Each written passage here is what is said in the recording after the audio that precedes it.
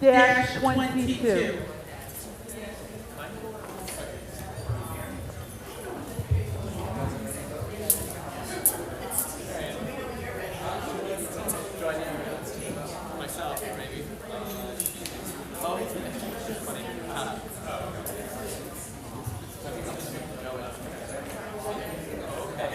Good evening, everyone.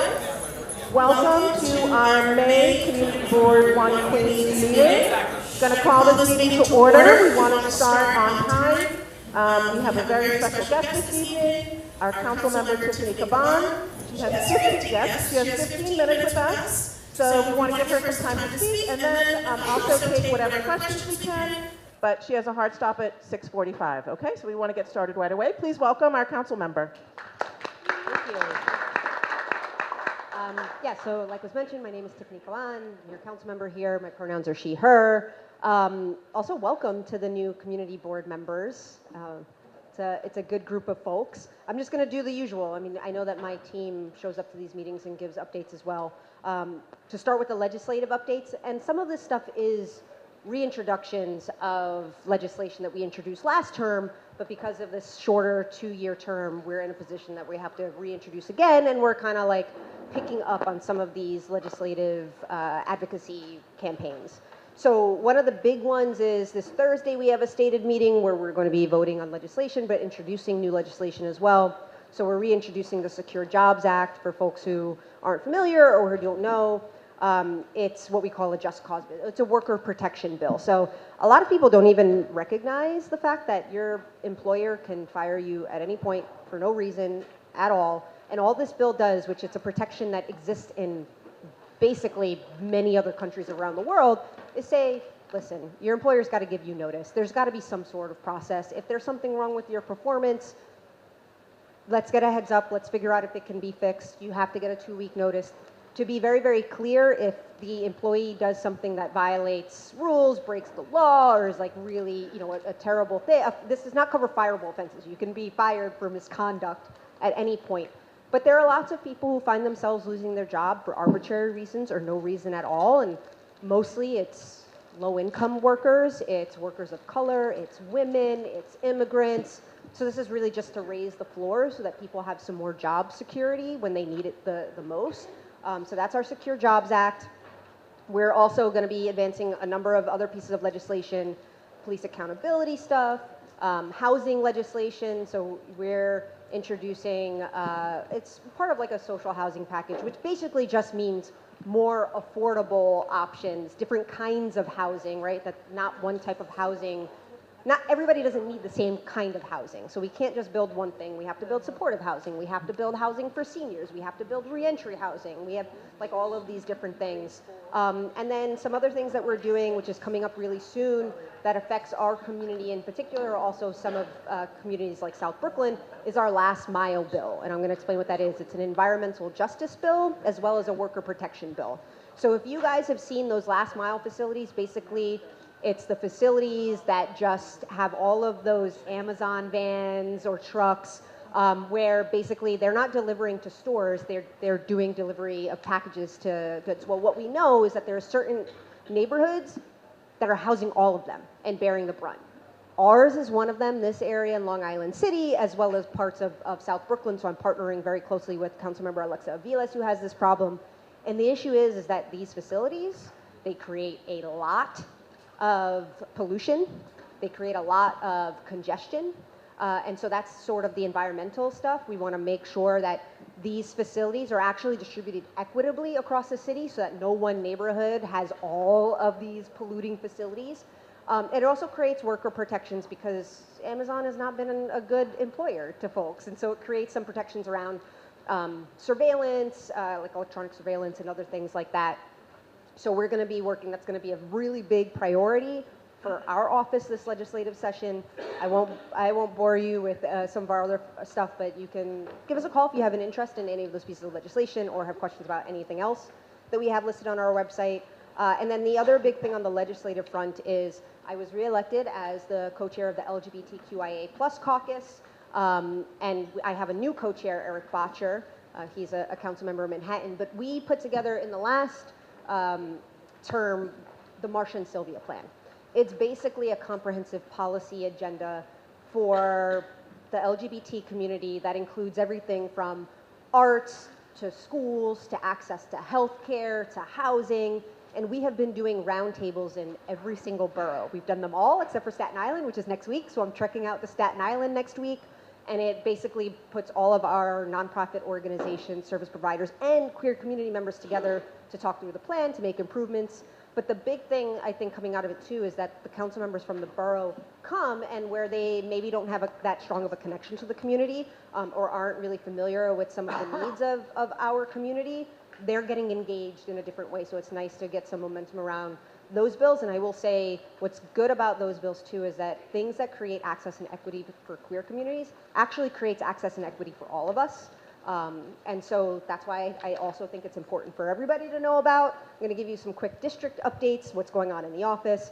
We continue to partner with CUNY Citizenship Now, so you can reach out to our office to schedule an appointment. And we connect folks with an immigration attorney that offers in-person services, advice on green cards, DACA, TPS, general consults, external referrals if that's needed. So if you or anybody else you know needs those services, reach out to us. And then we're doing a rain barrel giveaway this weekend. My dad lives in Eastern Queens, and he was like, "Can I get a rain barrel from you?" And I was like, "Call your council member." Yeah. So he did. He called his council member, and she was very helpful. But we're co-sponsoring that with State Assembly Member Kristen Gonzalez and Assembly Member Zoran Mamdani, and that is May 25th from 9 a.m. to 1 p.m. at the Variety Boys and Girls Club. I don't know if all of like the rain barrels are spoken for, but there is like an extra set of rain barrels that are first come, first serve for the last hour.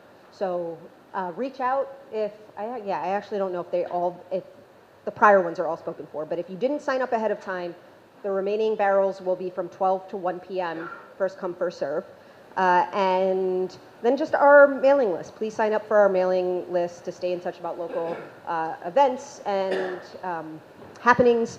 You can also check out our website at tiffanycaban.nyc, where you can see a lot of our ledge, a lot of the updates, and always just feel free to reach out to our office. So those are our updates. Thank you, Council Member. Thank you, Council Member. Yes, we do have a little bit of time. We got time For some questions. So if you'd like to ask a question, please keep your question short and to the point. Okay, so as many people as possible can ask questions. I'm going to start with Dan to my right. Yeah, use the mic so that you can be recorded. Hello? Yeah. About the Jobs Protection Act, during that first 2 weeks that so the person is notified that they're terminated, and so as of 2 weeks from now, blah, blah. During that 2 weeks, is there any protection from them being harassed? And is there any protection to make sure that they get maybe their vacation time, their sick time, whatever it is, their benefits, the 2 weeks worth of those benefits? Okay, so I want to make sure I understand your question, and let me know if I don't answer it. And by the way, this is what we call a universal protection bill. This bill actually exists in another sector. And so we know that it works, and it works well. Before I got into council, now Comptroller Brad Lander, who was a council member at the time, introduced and passed the fast food workers just cause bill, right? Because this is a just cause bill. And so it created those protections in the fast food industry where we saw a lot of unfair practices. And since then, they work with government agencies to make sure that the progressive disciplinary system is being used, that they are preempting sort of an environment where harassment or those things could occur. And we've seen DCWP has been supportive of it because we've seen people in that industry be able to recoup back benefits when it wasn't done properly or get their jobs back. But mostly, again, this is just about job security. Like imagine, going to work one day and halfway through the shift finding out you don't have a job, and like you gotta pay your rent and you gotta get groceries that day, or you're paying for childcare, and so it just creates that little bit of a cushion. But it also, it's what we have found is it's helpful to employers, right? And the aim of this bill, by the way, is to get at sort of those big employers who just don't treat their workers well.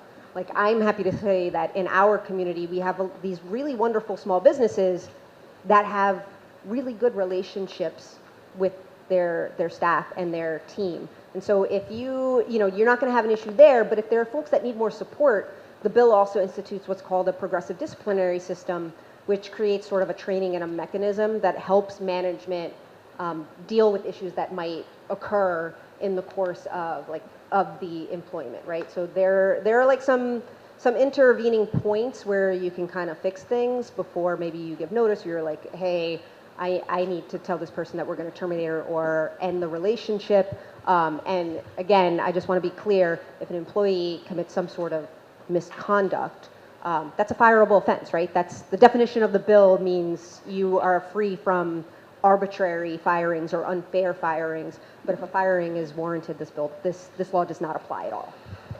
Thank you. Anyone else have a question? Kathleen Warnock. Yes. Or yeah, you want to use the mic? I was sorry to see that the universal pre-K is suddenly not happening because there isn't enough money for it, and I thought that was one of the most useful programs that the city had instituted. What can the city council do to make sure that all the kids who want universal pre-K can get in? We're having an emergency rally tomorrow led by the Speaker of the Council. A bunch of council members, their schedule permitting, are showing up to that. I also want to be really honest with y'all. Our districts was one of the ones that was the most screwed over in terms of parents not having access to seats in the neighborhood. Ours was one. Councilmember Jen Gutierrez was another one that's dealing with this issue. And this is a fight that the Speaker and the entire council is taking very, very seriously. We're taking it seriously. I mean, one of the things that I've focused on in office up to this point is making sure that we have access to childcare and early education. That's why we championed the Promise NYC program that we started, which created childcare and early education opportunities for undocumented families as well as families who have status, because it's an issue of health and safety. It's like, how are people supposed to get to work? But we also know the impact on the development of children and their brains, the difference between having access to that pre-K, 3K environment. So this is a fight that we are really, really going to go to bat on. Obviously, the budget negotiations are going on now. The mayor is saying, we get that we dropped the ball some. There are still seats. A lot of these seats are really far from where people either live or work, and so it just does not make it practicable or doable. So this is like at the top of our fight, and then we're in the budget process right now. We're still doing executive budget hearings. We have about a week left of them, and that's when we start getting briefed as a council on sort of where we stand and how the negotiations are going. But I do know that that is one of the priorities. It doesn't change the fact that families are in a very tight, stressful, scary spot right now, but we can keep you updated on the progress of that. Thank you. Okay, I'm going to go with Jacqueline, and then Frank, and hopefully Richard. So quick questions, because we only have like 3 minutes. And I'll try to keep my answers short. Yep. I'm sorry. Hi, good evening. My question is, could you please elaborate on your position about the proliferation of illegal cannabis storefronts?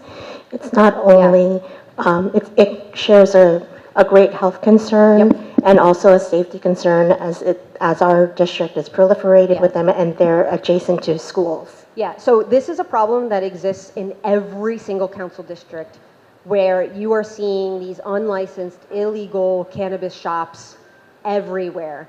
This is a state issue at the end of the day, and while it was on paper legislatively the best, most powerful cannabis legalization bill in the country, the implementation has been horrific. I have been, and people might disagree with me on this, I have been very supportive of our legal cannabis shops. We have 2 of them in the district. And one is connected to a community-based organization that does a lot of really great work in the neighborhood. And so I encourage people to go to those shops and support them, because we want them to succeed, especially when those taxes are going back into the community. The issue we're having, and again, this ends up being a city budget fight also, is that there are not enough people to do enforcement to get these shops shut down. So I encourage people, keep reporting them. One of the things that we have been advocating for since last budget cycle, was to get more enforcement officers at, I mean, this isn't the same agency, but like at DCWP, for example, because these actors are going to make the calculation that it's worth the risk to just open the shop and make the money, because the chances of them getting shut down are like this. And so I've been talking to our state partners, Senator Ginaris, Senator Gonzalez, about like what is the governor going to do about strengthening the enforcement mechanism. I agree with you that it is a problem, and I encourage everybody to keep making those complaints, and then when you make them, let us know, because then we call up and double down on those complaints. But I'm not going to lie to y'all, it's really hard to get them shut down because there's a list this like a mile long that they're trying to get through. So they are slowly shutting some of these places down. The problem is that there's like one on every other block, and it's not just in Astoria, it's across the entire city. Frank Fredericks? Hi, council member. Just a quick question around the legislative agenda around pedestrian and bike safety. I know it's something that's been on your view before, and just last week, I'm assistant coaching at Elm Jack. We're going across with a stroller, cars flying by like 40, 50, about 40, 50 miles an hour, and it's inspired a conversation with my wife and I this weekend. It's like, I know this has been something on the agenda, but I don't know what the latest is, so we'd love to hear what's and that going on corridor there. in particular is hard because outside of like Elm Jack, there's like a bit of industrial use, and so there's like truckways, there's the garages, and so you also find that there's like at night like racing and stuff down there, so some of that is an enforcement issue. We are trying to like change some of the use down there. I know that there are more applications coming before this community board in terms of housing. I'd like to see more housing up in that area, because I think the change of use could make a bit of a difference, but obviously we want those infrastructure, those like sort of calming infrastructure pieces. It's like pulling teeth to get DOT to do those things. Obviously some things like traffic lights have to go through the state, and then there are other things that we do, right? Whether it's a stop sign, whether it's changing curb cuts or the flow of traffic or a speed bump or something like that. The big project we're working on is the 31st Avenue project. DOT is going to be next month, I believe, doing another session to talk about the progress on that. But we're just like trying to move that through as quickly as possible. But what they tell us is like, hey, pick one or two intersections, and like that's what we'll work on in your neighborhood this year. And I'm like, no, that's not good enough. But the 31st Avenue project is one that they've really committed to. And if you have, again, particular intersections you want to flag for us, please do that, because we talk to Nicole over at DOT probably every other day at this point. So just keep us up to date on sort of areas that feel dangerous and that you think could use some treatments, and we'll just continue trying to push them. Yeah. Do you have time for one more? If you don't, it's okay. Oh, okay. All right, so All right, thank you. I know. Thank you so much. Let's please give a round of applause to our council member who is fighting to restore all these very harmful budget cuts. We greatly appreciate that. Thank you for... Necessary. We just had another report showing that there's probably another $2 billion available that the mayor is not accounting for. And our libraries, of course, on Sunday. It's insanity. But yes, And we welcome you to come back anytime. Yes. So thank you. Thank you so much. Appreciate it. Take care. All right. Thank you again to our council member, Tiffany Caban. We really appreciate you coming by and answering the questions. And hopefully next time we'll get to more questions when she comes. So again, welcome to our May full board meeting. We have a lot on the agenda tonight, so we're going to try and keep things moving. I want to welcome a new board member who wasn't here last month. So if you could introduce yourself, I think just one wasn't here last month, right? So can you introduce yourself to everybody? Just grab the mic. Hey everyone, my name is Kian.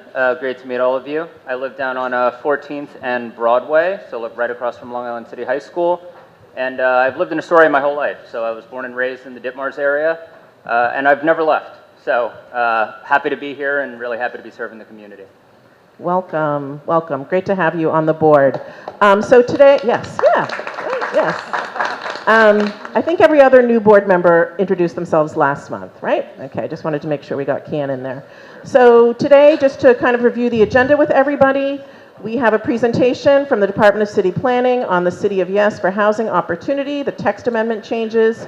Then we're going to have 2 public hearing items on 21st Street rezoning, and then on the 12th Street rezoning. And then we'll move into our business section, and we do have a few things that we are going to vote on in that section as well. So if there aren't any questions, let's begin. We would like to welcome the Department of City Planning for their presentation on City of Yes. Let us know when you're ready.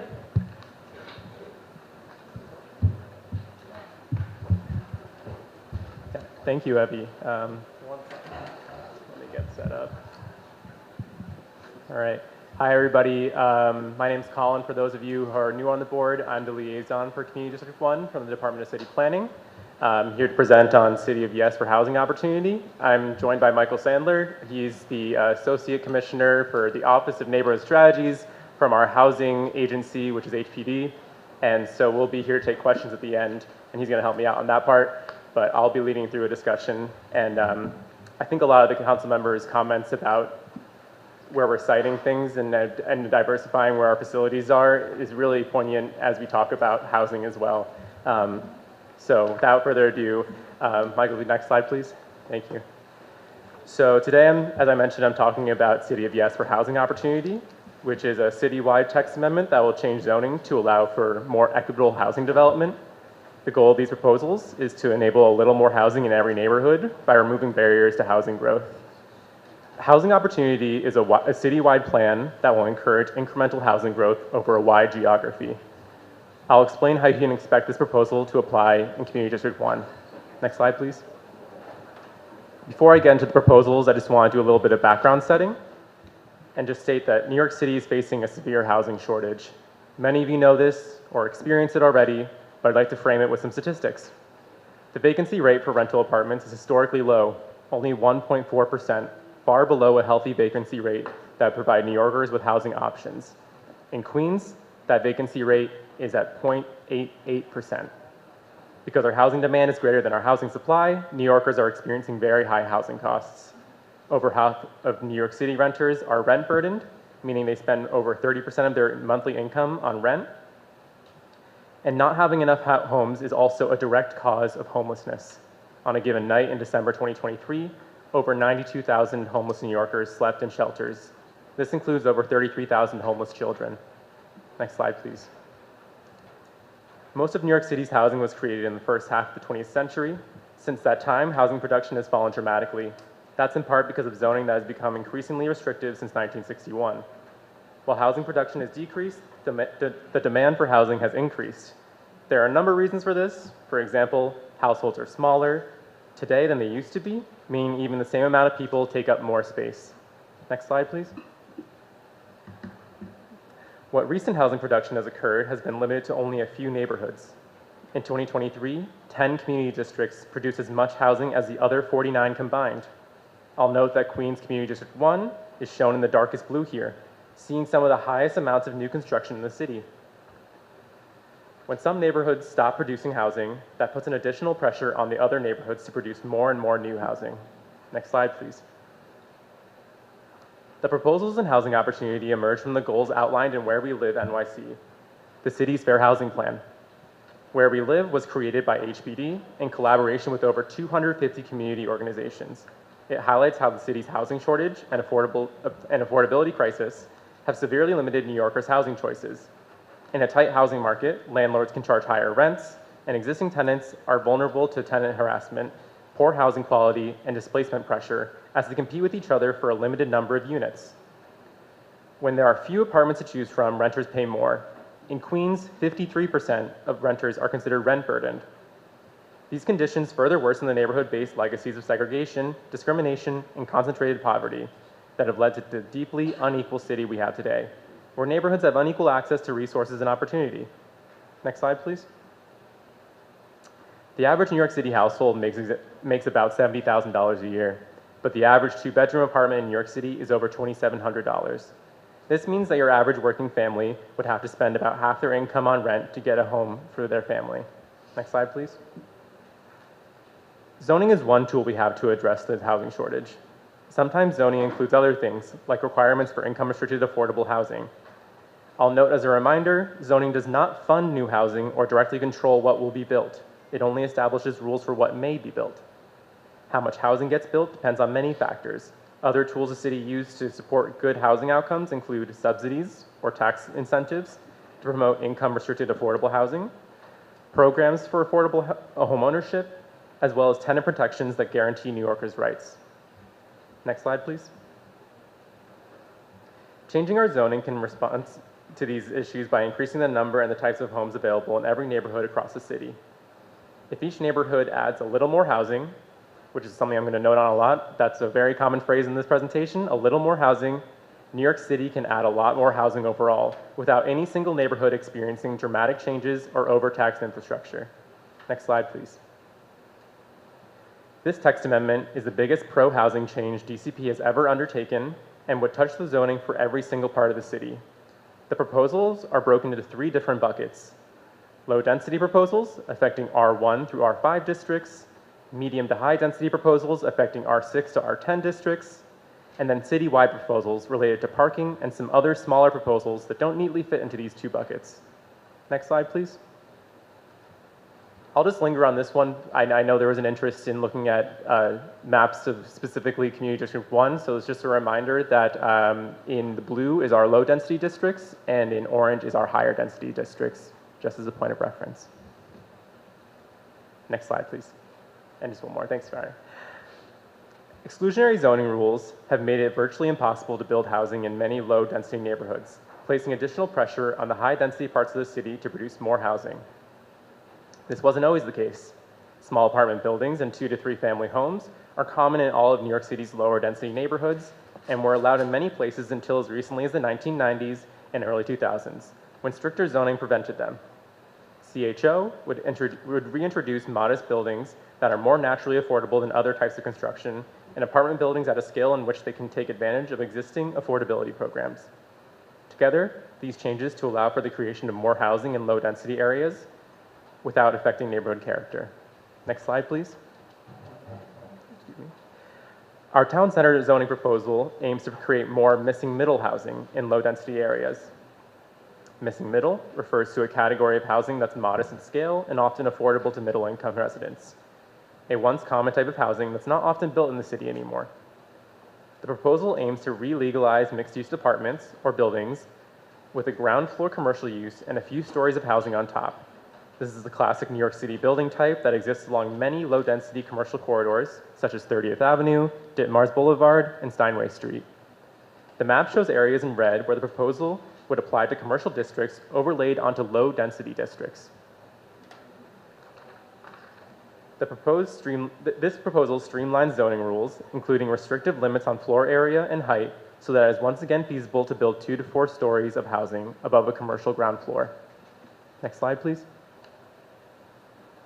Our second proposal for missing middle housing is transit-oriented development. TOD would allow for low-rise buildings, 3 to 5 stories, depending on the underlying zoning, on sites that are near transit and meet specific criteria. First, the site must be on a block within a half mile of a subway or rail station, as shown in gray on the map. Second, the lot must be over 5,000 square feet.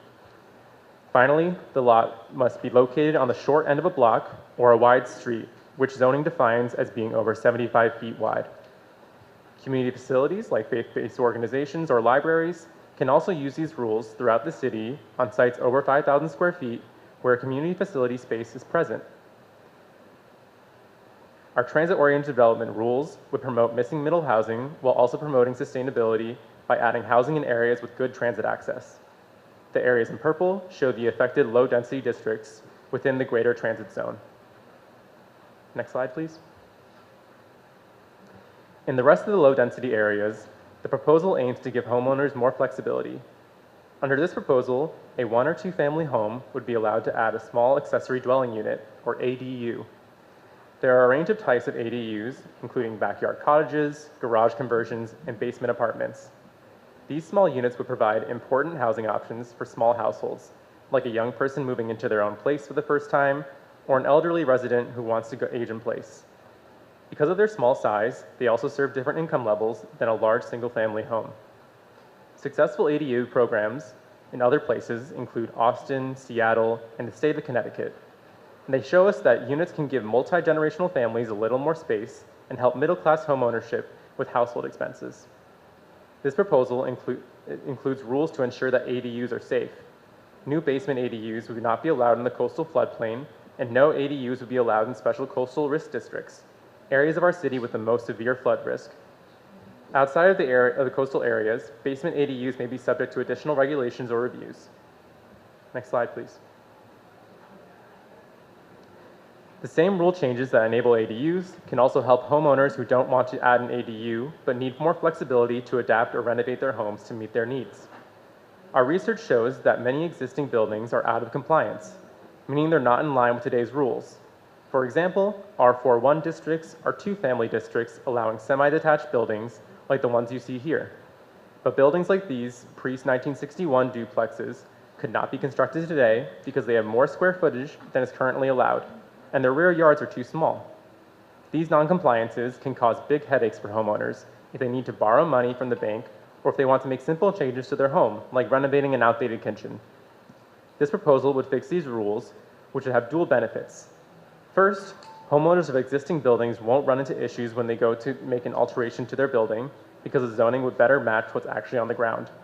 Second, you'll actually be able to build a two-family home in a two-family district, or a multifamily home in a multifamily district, when today the only thing that can be feasible is a single-family home. Next slide, please. So on to our medium and high density proposals. We're going to turn our attention to these areas of New York City where our focus is on creating more opportunities for housing, including affordable housing. To do this, the proposal introduces Universal Affordability Preference, or UAP.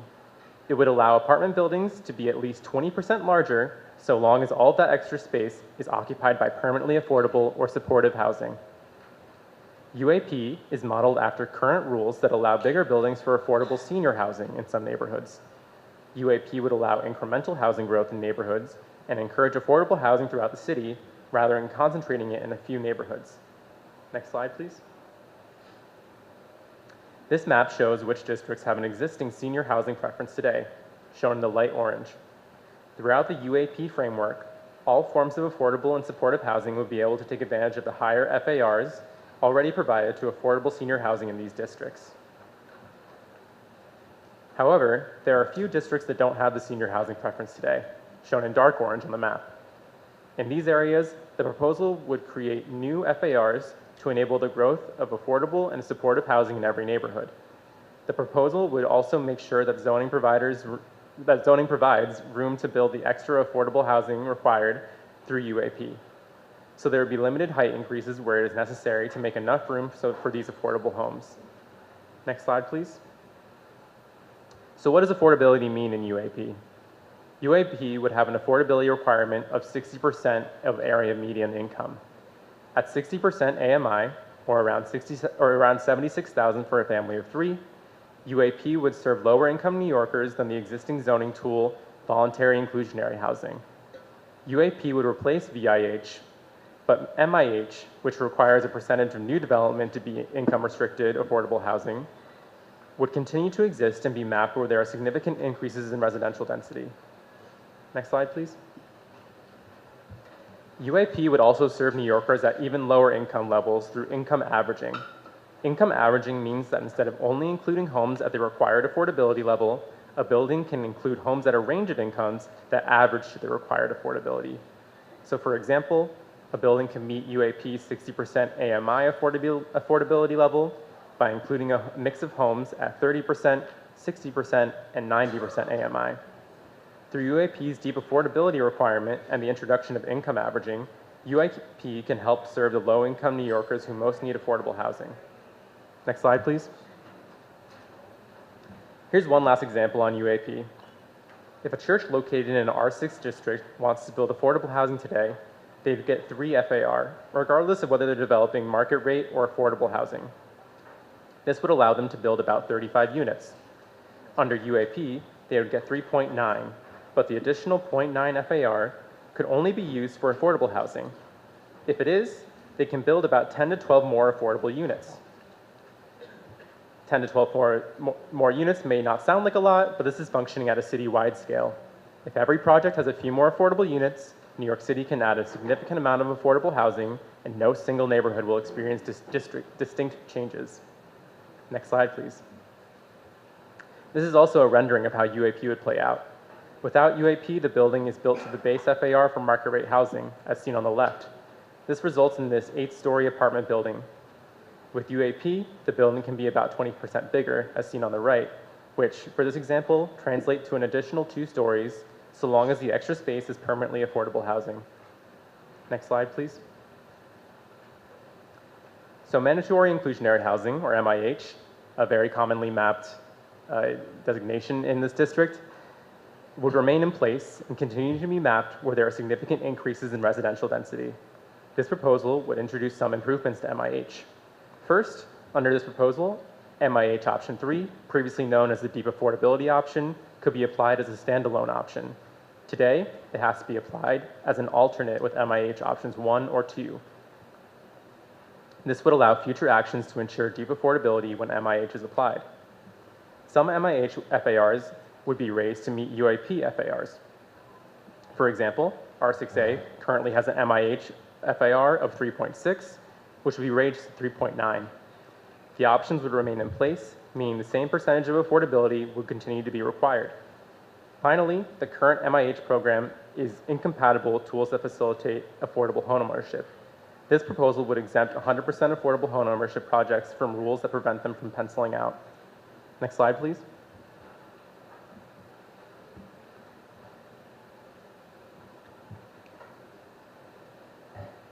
So now I'm going to talk about parking. This proposal would make parking optional for new housing everywhere, following the example of many other major cities. Today, New York City requires new housing to include off-street parking even where it's not needed. These mandates mean less space for housing and increased construction costs, which results in less housing being built. The diagram on this slide represents how parking takes up a lot of space.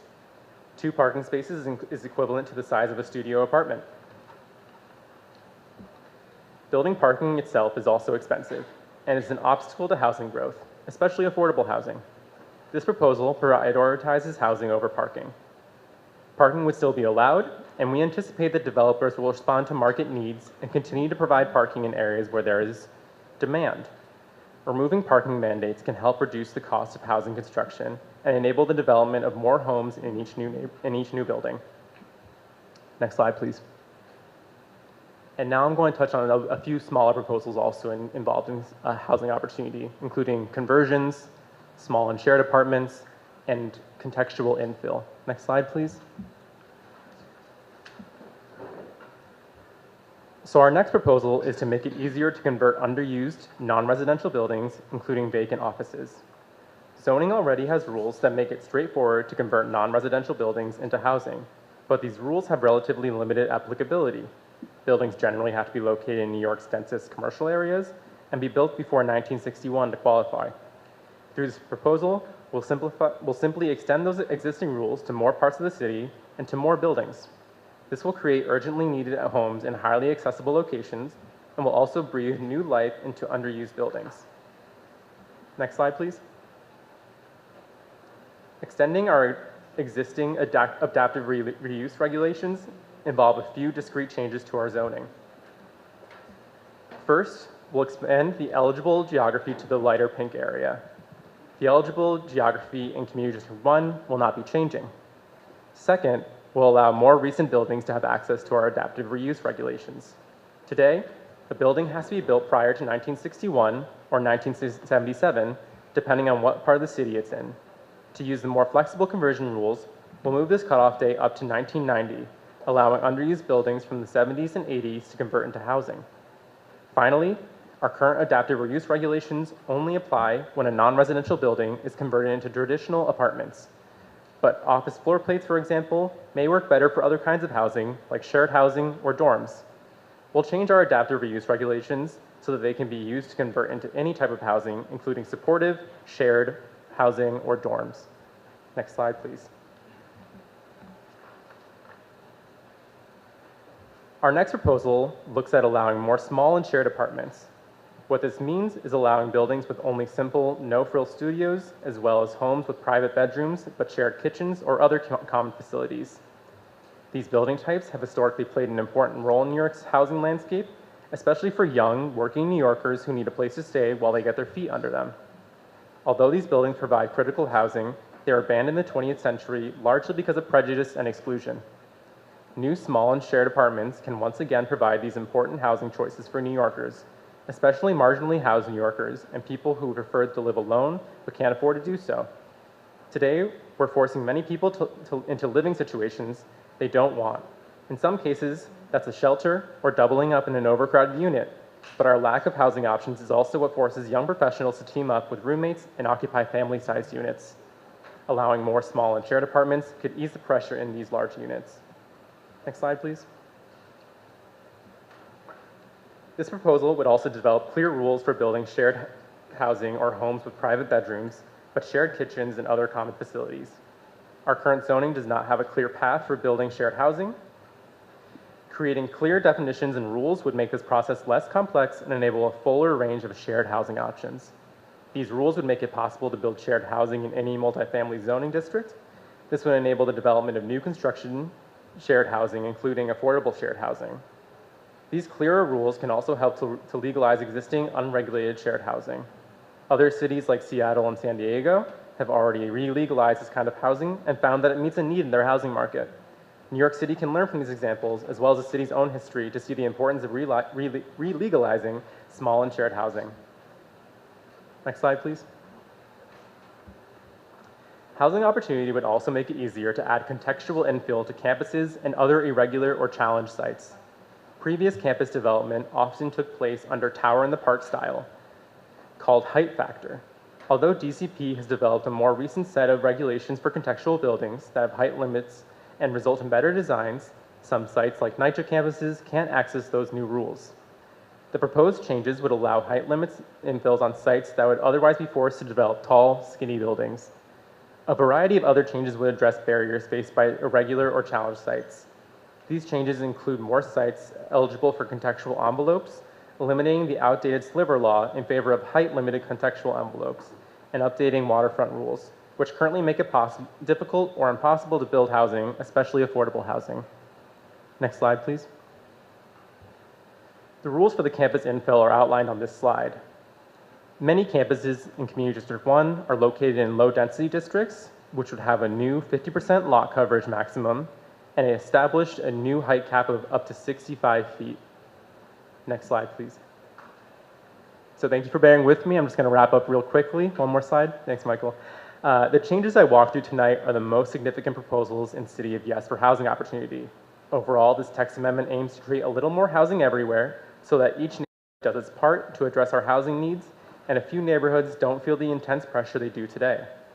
It's not just about more housing, though. It's also about more types of housing. Multifamily housing where it's currently not allowed because of exclusionary zoning, homes of different sizes to meet different people's needs, and crucially, far more affordable housing.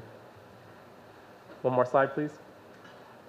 So yeah, thanks again for listening. We look forward to your questions and comments, and I'll just note that including recordings of previous info sessions we have on this slide, we have an illustrated guide, which I believe is a really great resource to look back to, and we have our website, and also an email to address any of your questions that I might not be able to answer today. So thank you. Thank you, Colin.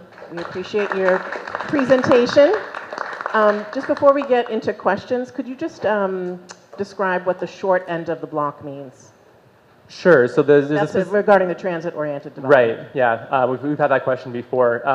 Typically, a New York City block has long blocks that you walk on and shorter ones, but the technical zoning definition is a street block that is 230 feet or less. Thank you. All right. So I'm going to open it up for questions.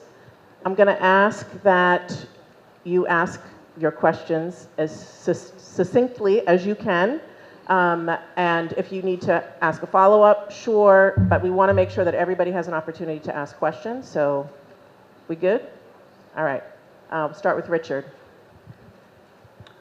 Yes, what I want to make is more a comment. Most of the opposition to this plan has come from low-density districts, the areas out like in eastern Queens or eastern Brooklyn, these areas. One concept that's in the area is about fairness, as a sort of a fairness doctrine. Right now it's actually legislated. It has to do with public buildings, which means that everything has to be shared. Not all the buildings in the public sector should be in one area. Responsibilities need to be shared throughout the whole city. In this case, I think that in a sense, housing is also a public commodity, and I think that this same concept should exist. So I think it's very important. Our district and District 2 have the vast majority of all the new buildings in Queens. We've been shouldering the burden on this for quite a while. Okay, building. Richard. Okay. We're gonna. All right. Basically, discuss it. We're gonna discuss it like later, and at the So I just want to make sure we have Colin here to answer questions on what has been distilled down to a presentation, but actually is how many pages? 800 total. The annotated text is 800. Okay, all right, so let's try and focus on questions to help you understand this better and what the impact may be, okay? We will get to debate it and say how we feel at another point. All right, I'm gonna go Antonella, then Kian, I'm gonna go around the table.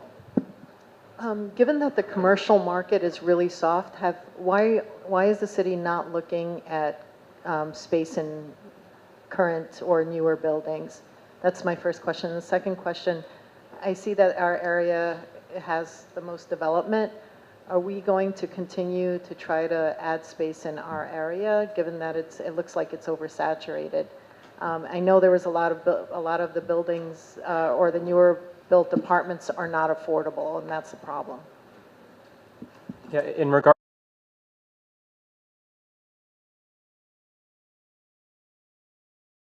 I know has been constructed here, but we're looking to make sure there's opportunities, especially in our low-density districts, which are a large portion of these proposals, are expanding opportunities there as well. I guess I want to ask a clarifying question on your commercial comment. Just, is this in respect, could you just expand on that a bit more? I understand there's commercial properties are having trouble renting their space, and so I think that's an easy fill. Is there like a building requirement that's not being met as to why you're not looking at those spaces? Sure. Historically, when we designate a commercial site, it's because we think it's a good opportunity and good space for commercial activity. We are trying to tackle opportunities such as conversions. Thank you, Michael, for bringing that up. We don't necessarily want to permit a newer building that's built in the last 20 years or so to convert straight to commercial, because that would kind of ruin the intent of what the district was. But we are trying to create pathways that within a certain number of time has passed to allow residential to get incorporated if that building's not meeting its expected need. Thank you. Kian, Betancourt? Just two short questions. I'll cheat a bit. First one is, with respect to rezoning, is there any consideration given to relaxing adjacent commercial zoning? So, I mean, obviously, if you're going to build density in an area, you might have more people who need things like daycares, supermarkets, things to that respect. So my first question is, I heard a lot of residential rezoning with respect to density, but is there also any consideration as to relaxing commercial zoning on adjacent areas? My second question is, I know rent stabilization at a state level is kind of at a referendum. I think the Supreme Court is making some kind of a decision on that. So I know you spoke a lot about affordable housing. Obviously, rent stabilization can be a key part of that. Can you speak a little bit more as to what's going on there and what's under threat? Sure. In respect to commercial, well, welcome to the board. A couple months ago, we actually had a new proposal called Economic Opportunity. I'll just remind everybody that this is a three-pronged proposal, so we're at the last one. And the second one was Economic Opportunity. That looked at our commercial districts and kind of relaxing some of those different requirements that we have. But I'm going to pass it to Michael for the second question. He's our housing expert when it comes to affordability. Hey, thank you so much for your question. Again, Michael Sandler. I'm an Associate Commissioner for the Office of Neighborhood Strategies at HPD. So the rent stabilization is this New York State law, as it existed for over 50 years now, recently strengthened in 2019 at the state level, adding many new protections and kind of bringing back protections that had been undermined over some previous years. There was a case that some people thought might get taken up by the Supreme Court. The Supreme Court has declined to take that case and thrown it back to the state level, so that is sort of resolved. The law has stood for over 50 years. The underlying logic behind the rent stabilization law is strong, and so that will continue to exist. Our expectation is that rent stabilization will continue to exist, and thank our state legislatures for continuing to fight for it. Just to note that all of the affordable units created through the Universal Affordability Preference program would be income qualified, so you have to earn a specific income to qualify for those units, and rent would be set initially at an affordable rate for those tenants, and then those units also will be registered as rent stabilized units. So those would also be offered the same state protections as other rent stabilized units. Got it. Thank you. Thanks, Michael. Other questions? Hugh? Thank you for the presentation. I have a question. If you could help us understand, in the high density portion of the district, practically what would the new developments look like in terms of height, especially the areas close to Ditmars or 30th Avenue, which I think were in yellow. Sure. I believe actually both of those, well, sorry, I'm trying to remember the districts there. Functionally, if a developer chooses to use the UAP, which is a preference, it would add about 20% more. So if we're expecting a 10-story building, 20% more is 2 stories, for example. Okay, so I saw on the map it said R6 to R10. That's so correct. That would mean that R10 buildings would be built in the neighborhood, which. Sorry, let me just correct that. That color was just to identify where the range of districts exists. So any district that's R6 or above was colored a darker color. I see. So no, we are not changing any underlying zoning districts. They will in this proposal. I see. So if it's an R6 today, it'll be an R6 after this proposal with potential modifications to what the regulations are in that district. And just a second question. So when we did the earlier City of X presentations, when it went through the entire process, were there changes that were made to those previous proposals as a result of going through the review with the community boards and with the council members? Yeah, so that is like an ongoing discussion in economic opportunity. The council is voting on it shortly, and so they will be making modifications likely. But those are mainly pertaining to commercial districts. So this is a residential proposal. But there are going to be modifications made based on community feedback? Likely. That's I what mean, I heard. there were modifications made following public review for economic opportunity, and there'll likely be modifications made from the council. Great, thank you. Jerry? Thank you, Colin. On this universal affordable preference housing, correct me if I'm wrong, it's modeled after the previous AIRS program. That program didn't have any maximum density. You could build within that, and maybe the HPD gentleman could clarify. Is your new program also not going to have a maximum density? Maybe I'm misunderstanding your question, but under the AIRS program, there was a specific FAR set for each zoning district for AIRS. So if you were building affordable independent residences for seniors, which is what AIRS stands for, the zoning resolution set out for each district what the FAR is for an AIRS building, which was higher typically than the FAR that was available to a regular residential building that did not include senior housing. And so under AIRS, there was a density cap at a specific level for each district. So the new UAP is modeled after that. Basically, it is allowing for other types of affordable housing to use that same higher FAR. So if you're building 100% affordable housing, or you're building a building that has a mix of affordable and non-affordable housing, you get to use the AIRS FAR. Did that answer your question? Well, I've done buildings with AIRS, and there was no maximum density. When you say density, you mean FAR? Number of units. Oh, You have an like the FAR, dwelling you unit can fit factor. as many units as you possibly can in that building. And typically, they're for low income, they may have been HPD programs, and they're basically studios. As many studios as you could put in that building. So And in for- some cases, the neighborhood calls for that because people can't afford, they don't want to live in basements. And there may be an HPD Section 8, all kinds of programs. You know, Yeah. veterans, single mothers, you name it, and it's out there. So I did a couple of buildings like that in the Bronx. So that's what my question specifically is, does this new program, this new zoning law, will it have a maximum density or not? Yeah, that's a great question, and sorry for misunderstanding it at first. So I think that the short answer is no, it will not. So in the AIRS program, all of those developments are 100% affordable senior housing. HPD's senior affordable rental program primarily creates studios and one-bedroom apartments. So the program is designed to allow for buildings that have mostly studios and one-bedrooms.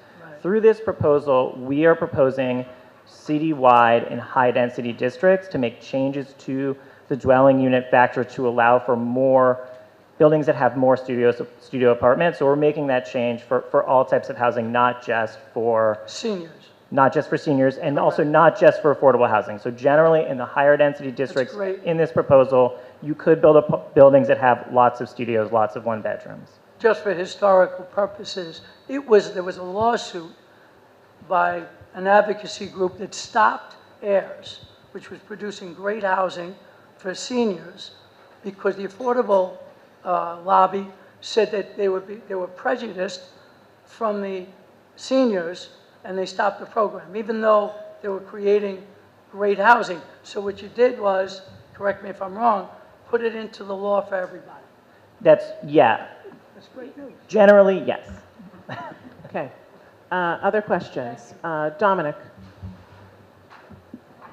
Hey, thanks. I first want to say that was not just like a good presentation, but really presented well. So, thank you. I was very impressed, whatever that's worth. My question is about ADUs. So I'm a strong proponent of eliminating single-family zones, kind of touching on Richard's concerns. How do ADUs differ from two-family homes? Can a typical two-family house, an old-style two-family house, satisfy ADU, and therefore can any single-family house in an R1 and R2 single-family zone be converted into a two-family house by renovating to include an ADU? Sure. So the ADU proposal permits in one or two family existing lots to add an ADU. So in a one family lot, that would permit two family. In a two family home, it would permit three. In any R1 and R2 zone, single-family zones? In all of our low-density districts. And if that single-family home converts to, for example, an apartment on the first floor and an apartment on the second floor, does that fall under the, the physical specs for an ADU or not? So yeah, there's actually multiple types of accessory dwelling units. But that is one. That will be okay. I would have to confirm. We have a visual of what ADUs can look like, and I can pull up a slide and show it to you. But I think expressly what you're describing might not be exactly the case. But there could be attached versions, or there could be detached, and both of them are functionally creating a two-family lot. And my last quick question was about the transit-oriented development. You said that it'll only apply to lots of 5,000 square feet or larger. So how does that differ, for example, if you've got a 2,500 square foot lot here and a 5,000 square foot lot here? Is the density lower? Is the FAR higher? What are the specifics there? How significant are they? Right. So there is an FAR bump for lots that are 5,000 square feet or taller if they decide to take advantage of this proposal. Footprint, not taller, but... Right. The lot size needs to be 5,000 square feet, which is approximately two normal-sized lots adjacent to each other. Thank you. Thank you. Kathleen? Yes, I think a lot of us are very concerned about the affordable housing that is promised in the proposal. And one of the things that we've all seen as community board members is that when a developer comes in with a project, they say we will do a certain percentage of affordable housing. and some of them lie about it.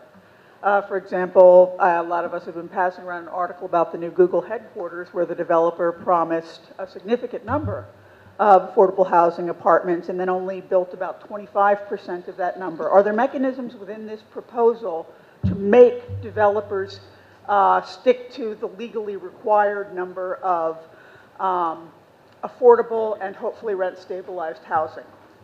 Yeah, I guess I would say two things. So first, the city's mandatory inclusionary housing program will continue to exist, and in cases where a developer is coming before a community board for a rezoning, I know you're hearing 2 applications tonight where they're proposing to map mandatory inclusionary housing, that program will continue to exist. That program is mandatory. You cannot get building permits without HPD certifying that that housing is going to exist. We work with the developer to make sure that that is coming. In other cases, developers come and they make promises beyond mandatory inclusionary housing. They say our project is going to be 2 buildings, one of them is going to be 100% affordable. That's not regulated by zoning, that's a promise from that developer. This won't change whether that promise is mandatory or not. The mandatory inclusionary housing units will continue to be mandatory. For units that are created through the universal affordability preference, that's extra FAR that they get if they include affordable housing. If they don't include affordable housing, they don't get the extra FAR. The building will be smaller.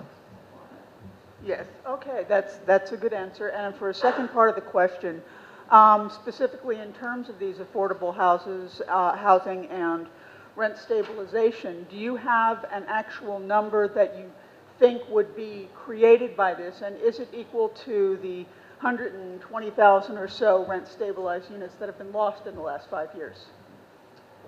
Well, I'm not sure about the statistic about 100,000 units being lost in the last 5 years, but in terms of do you have that estimate? So as part of this proposal, we do have to do an environmental impact statement. In the next 15 years, we're expecting somewhere between conservatively 58 to 100,000 units, 22,000 of those being affordable. And this is one, the City of Yes for Housing Opportunities, one tool that the city has in our affordable housing toolkit. We've got new legislation that was passed at the state to allow for affordable housing included in any new construction. We have the city's housing finance tools. This is one more tool to help incentivize affordable production. Frank? Thank you. I just want to echo, I really appreciated the clarity of this. There's just 3 very quick questions I had. Number 1 is I know that time is money, and the longer it takes to get approvals, that costs and leads to less housing. So is there anything in this plan to reduce administrative burden for the approvals needed for buildings? That's 1.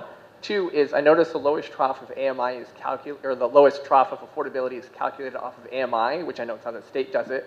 But I'm just curious, based off those numbers in almost every single place, it would still be rent burdensome to minimum wage workers. So why is the bottom trough not calculated on minimum wage? And then thirdly, has the city considered putting together low to zero interest, basically capital loans available for builders under the expectation and enforcement that they're affordable? And if they're not affordable, of course, it goes back to regular interest. And of course, that will be a fund that can just replenish itself. This just seemed like 3 low-hanging fruits, low-cost options to drive a lot of impact on this front. Are those things in the mix? And if not, could they be? Yeah, I'll give the last 2 questions to Michael, but in terms of timing, I can speak at least to city planning process. A lot of these are to just reduce the number of private applications we see. We're trying to enable what is conceivably attractive versions of existing districts so that folks won't have to come and request a different district to be applied when we can create an opportunity for things to happen as of right. So in terms of that, we also, you all might be aware, we released the Green Fast Track. In terms of when we do have private applications, there are many instances in which we don't actually require an environmental review, seeing that in the past that those had rendered negative declarations implying that there is not an adverse impact. So those are some city planning opportunities that we've been working on currently. Yeah, I think Colin's point is really important. This proposal makes a wider range of development sites feasible by making a little bit more extra room for housing, meaning they don't have to come for that rezoning process. So that's a huge win to allow for a little bit more housing. Colin also mentioned the Green Fast Track. The mayor last year released the Get Stuff Built plan. You can check that out, but it's a whole suite of programs to reduce administrative burden to make it faster to get housing built. The questions on affordability, now I've lost them. Remind me, the quick one, just the quick version. AMI calculated on minimum wage instead of, or sorry, affordability calculated on minimum wage instead of AMI. Okay, so the AMI is just a number. You know, it's a metric, right? It's an indicator that is used across housing programs at the city, state, and federal level. The city sets the affordability in relation to the AMI. So the 60% AMI is not a minimum wage worker. This new program will have what's called income averaging. So the affordable units will be at an average of 60% AMI, meaning some of them will be... Just to clarify, I know how AMI works. I'm just asking, has there been consideration to consider, is it affordable if a minimum wage worker, according to the local minimum wage, cannot afford even the lowest trough available under affordability?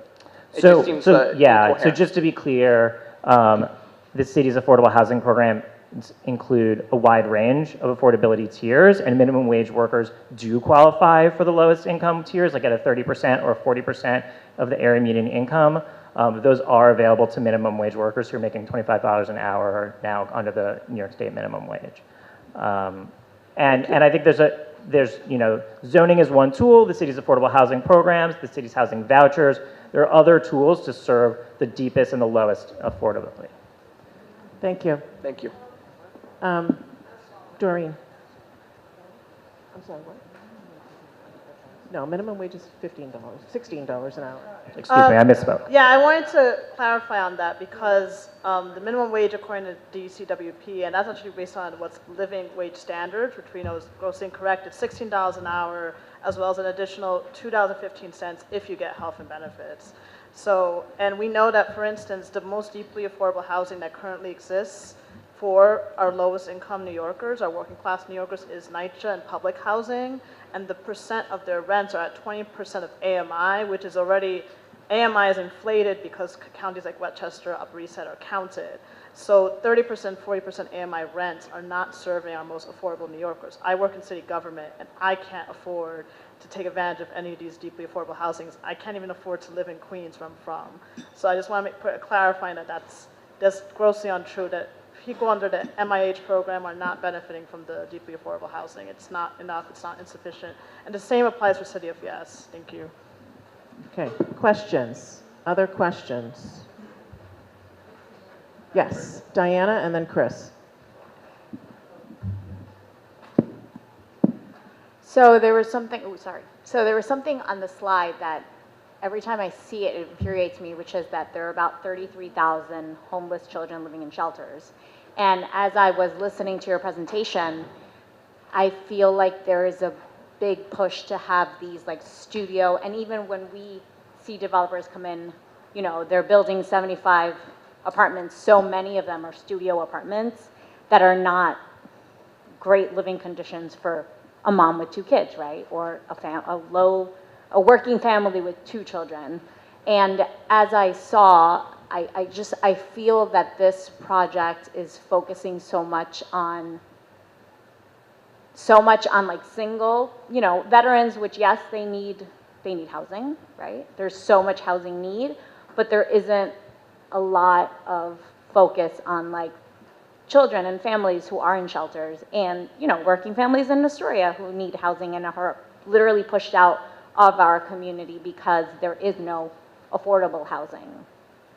So can you speak a little bit about that? How is this program supposed to help families who need 2-bedroom, 3-bedroom apartments, which are fairly non-existent? Yeah, thank you for your question. I think it's a really well taken point that I know this community district often is advocating in the private applications for larger units. I think our housing issue is very multi-pronged, and when we try to address one thing, it often offsets it to another. So our intention in a lot of these proposals is to create smaller apartments so they're more affordable to people. But I understand that there's a competing interest also in family units, and I'm sorry I don't have a better response to you right now, but I can do a follow-up later on how this proposal might be able to affect that.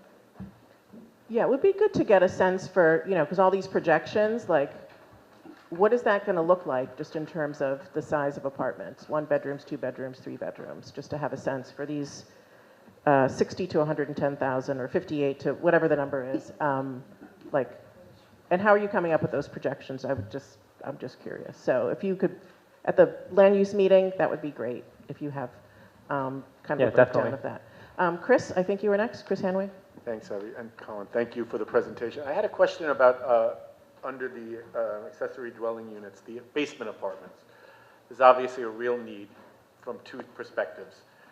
Increase affordable housing and protect the folks who are already living in basement apartments from those horrific drownings and things like that where there's limited egress. But I don't think state law is there yet. So how does, I know this is a long-term process, but what's the kind of the synergy, if any, between the state process, which I believe is now allowing a pilot or pilots, and incorporating basement units into this plan? I'm not going very familiar with this, but if you know more. So the question was, how does this relate to the state basement program?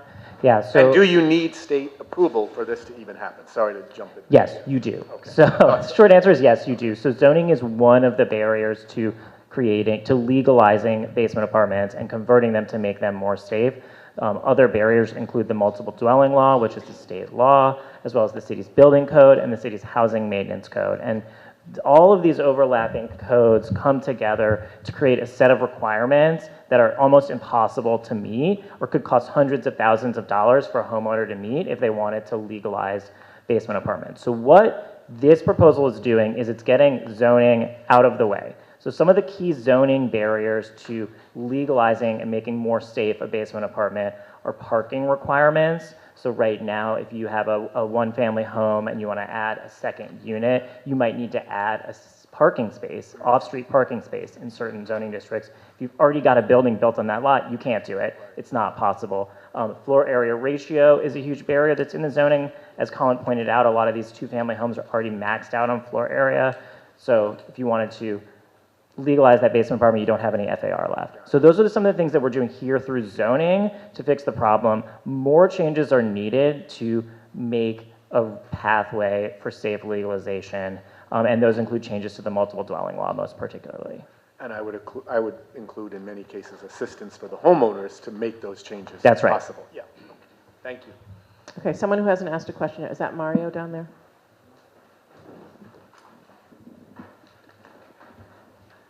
My question's on adaptive reuse. I love the idea of, converting a lot of unused commercial property into residential property, and, but I would hate to, live in a unit where I can't open my windows, or I have to share an AC, central AC with several other units, or share an electrical grid with other units. So what are we doing to make sure that those adapted units are going to be to the same standard of new properties?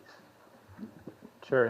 Yeah, thank you for that question. I actually don't have a really great answer for you right now, so I can follow up in the future, but I imagine it relates to building codes, which are a little bit out of the purview of my agency, but I'll get an answer back to you next time. Anyone else who hasn't asked a question yet? Okay, Richard. Oh, I'm sorry, Amin. Yeah, the statistics that you gave that people are in the shelter, does that include the migrant or just our residents? Yeah, it was a full shelter count, so it includes anybody who finds himself in there. That includes migrants.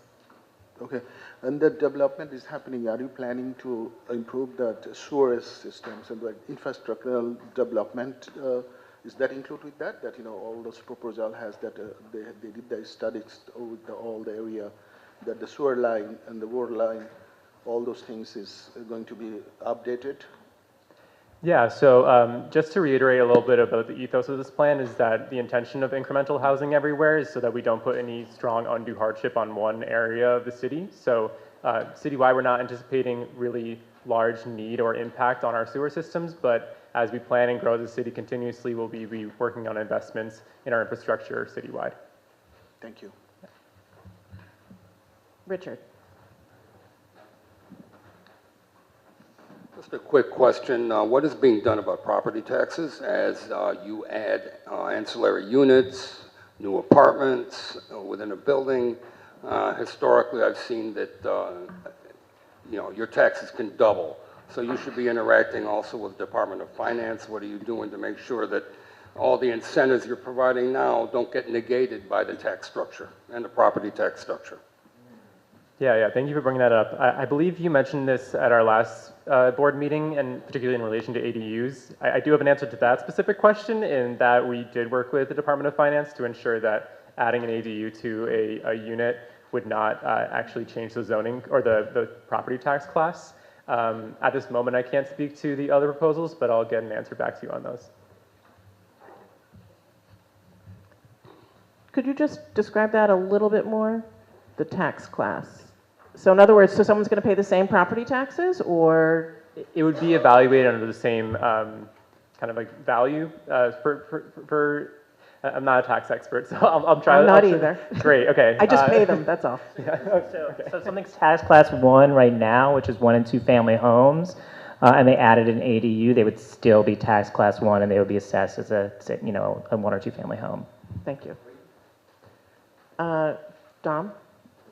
So just 2 questions on that. 1 to 3, excuse me. Regarding the tax class, isn't it possible to have the taxes significantly increased based on an improvement, like some type of Alt 1, and not an increase in square footage? So I think that we may be saying, oh, there'll be no increase if you don't add your square footage, but improvements to a property that increase their value will increase the assessed value of that home. It's going to balloon. Well, it doesn't, taxes in New York City don't balloon because there's a cap on the amount of increase in any given year.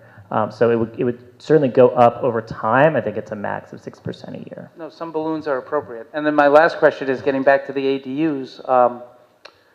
Can you confirm that the ADUs, because I was just doing a little research and it's confusing on my phone, that the ADU use or occupancy is not tied to any AMI, right? The ADU occupancy is open market or not? That's correct. Okay. Jerry?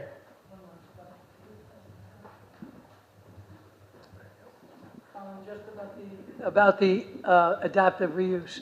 When you're converting a commercial and manufacturing building, does it have to be in a residential zone? Because if you think about it, the office buildings in Manhattan that are being converted to residential use, those are like not really residential areas, and they're being converted. So I would equate that almost to a manufacturing zone, right? So if I have a manufacturing building that's vacant in a manufacturing zone, and 2 blocks away is a residential zone, what's the big deal? So that's the question. A legal non-conforming use or a building in a manufacturing zone, could both of those be converted? Yeah, thank you for that question. I'm just going to refer back to this map that we have up here. In the dark purple are actually all of our residential and commercial districts. So commercial districts permit residential today, so that's actually how this zoning proposal works. So conversions don't apply in M districts. Okay, are there any other questions? Liz? I would like to know if you have correlated all of these proposals with the specific zoning resolution section, so that I don't have to go through the 3,000 pages or 2,000 pages and look at all of those bubbles. I'd like to know specifically, has that been prepared? I think it was done for the other one, for the economic opportunity, but I'd like to know if the zoning sections have been correlated. Yeah, sure. I think if I'm answering your question correctly, our annotated text, the reason why it's so long is that parts of it is eliminating parking from every district required. So, we're slashing out that requirement in the written text as it is. We're changing the FAR if we're offering a UAP. So you can find those changes in the annotated text. No, that's okay. Not what I asked. I wanted to know, for instance, 22-10 is related to the UAP, okay? I want to be able to connect the two without going page by page by page by page. Has the department done that? Well, the zoning resolution hasn't been updated yet, so I can check to see if there's been a connection in the zoning, the ZR section, along with the annotated text, but Okay. Okay, any other questions? Okay, that's it for now, Colin. Okay, I just have one more comment if everybody's done. I know that we are about to get into our summer break soon, so we're hoping that we can get a vote from this board maybe by the June board meeting. I'm happy to be here at the Land Use Committee meeting and the board meeting to take any more questions. And if you have something that you'd like me to prepare ahead of time, aside from these questions that you gave me today, feel free to email me through Florence, and I'm happy to get back to you at those meetings. Yeah, it's a lot to digest. Definitely. There is an 80-page document, so you didn't get the whole 800-page, but there's an 80-page document that is specific to this district too. Colin did me the favor and put street names so we could actually see what we're looking at. But I encourage everybody to look at that, think about the information that's there, think about the information that's not there, and come with your questions, send them. If you can't make the land use meeting on June 5th, you can send them in, and we can ask those questions at that meeting as well. And so I want to thank you, Colin, for answering all of our questions. Oh, Liz, you have one more question? Yeah, I just wanted to recommend that you also, if you want answers to the questions you had about infrastructure and schools, et cetera, those are in the EIS that are on the Department of City Planning website. So I would suggest, it's very plainly written. It describes all of the impacts that this particular zoning is going to talk about.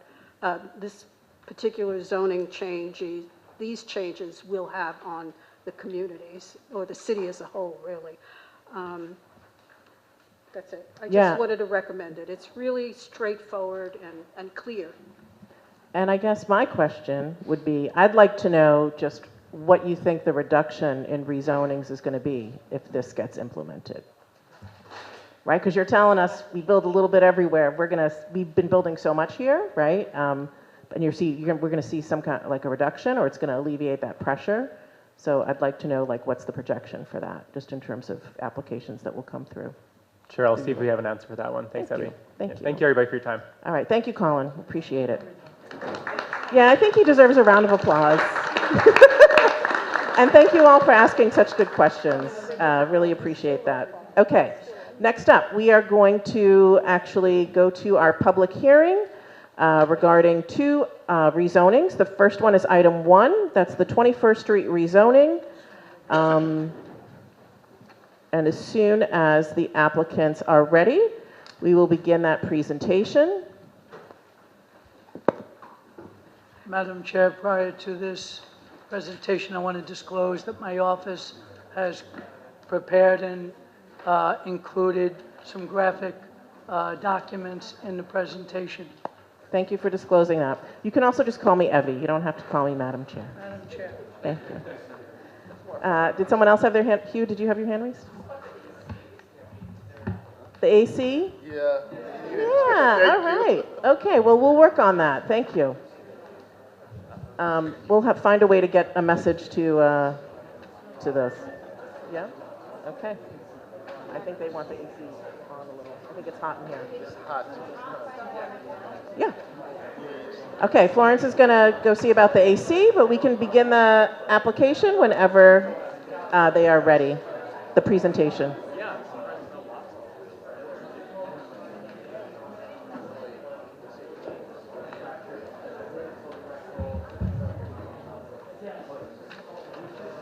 Is that Jackie? Yes. Yes, okay. All right, if we could please give the applicant our attention. They're ready to begin their presentation. Thank you. Good evening, members of Board 1. Jacqueline Scurinci from Ackerman, and I'm joined here this evening by my colleague Joseph Sabaro, as well as Jordan Press and Mackenzie Bouise of Constantinople and Malone.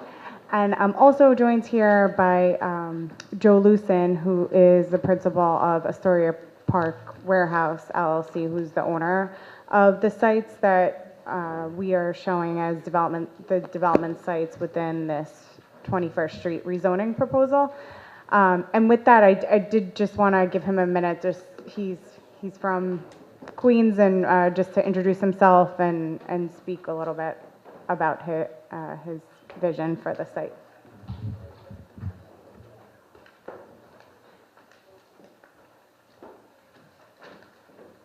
Hello. My name is Joe Lucen. My partner Johnny also owns the property with me. We both have been living in Astoria for many, many years. Johnny landed on 45th Street.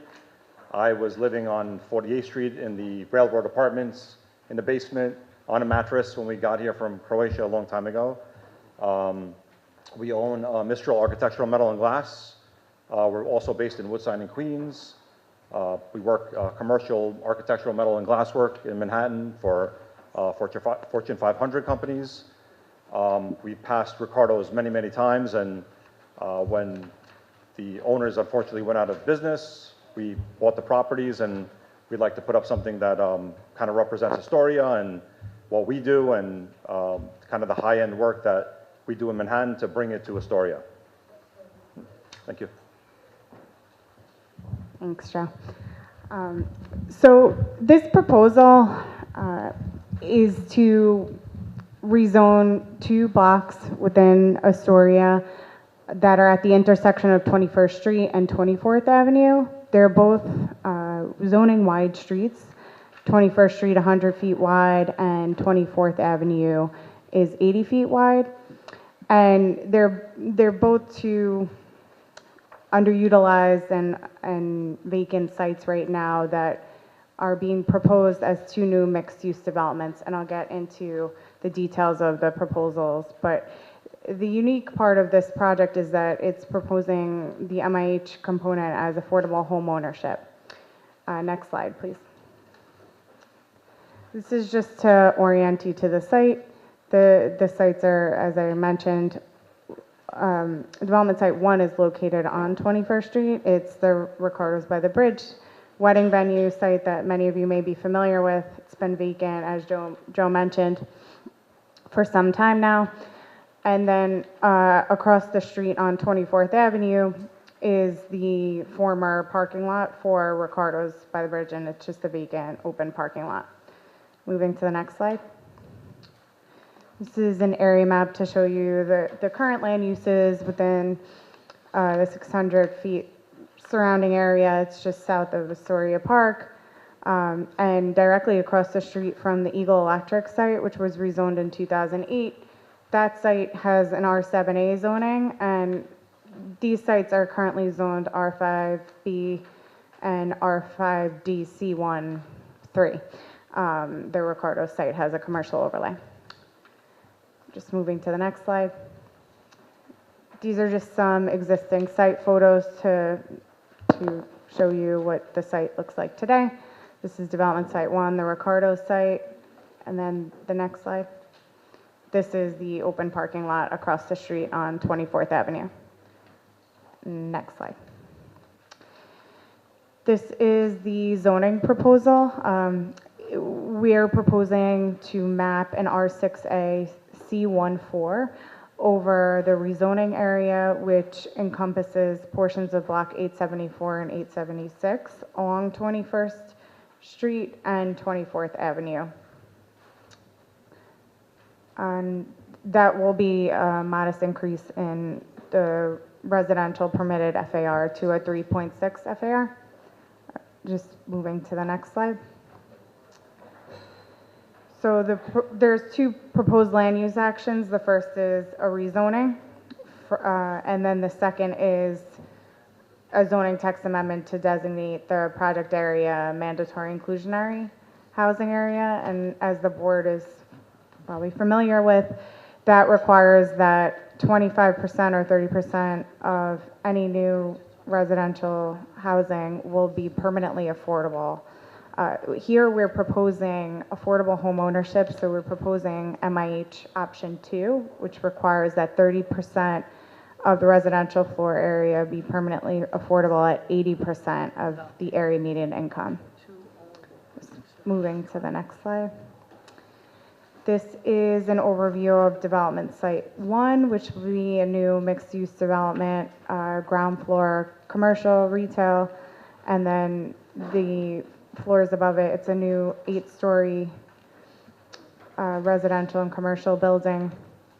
It will have approximately 54 dwelling units, and 30% will be MIH units, which is 16 permanently affordable housing units. And there will also be 23 parking spaces. Next slide. It's another rendering. Next slide. And this is Development Site 2, which will also be a mixed-use development with commercial, ground floor commercial, and residential above it. This building will be 7 stories. It'll rise to 65 feet and then set back at 65 feet and rise to 75 stories overall. This site will have, 38 dwelling units, and 12 will be permanently affordable pursuant to the MIH program. We're providing 18 parking spaces. Next slide. It's a closer rendering of the site. And then the next slide. Here's an overview of the sustainability features. We'll have low flow plumbing fixtures, green roof, energy efficient appliances, and we'll comply with Local Law 97, which requires a number of new sustainability features. Next slide, please. This is the overall proposed unit distribution. Since the project is a condo for sale project, it does lean more towards the family size units. Development Site 1 has 59% 2 and 3 bedrooms, and Development Site 2 is pretty close to 50% as well. Next slide. This is a breakdown of the affordable home ownership unit sales, and this is based on the current AMI levels for 80%. Home ownership units require that the sales price is, it's a formula that HPD calculates based on a person that is qualifying for this unit can pay no more than 30% of their income on it's their mortgage payment, utilities, and the common area maintenance charges, condo fees for the building. And so that's how we arrived at the 80% AMI home ownership for each of the apartment sizes.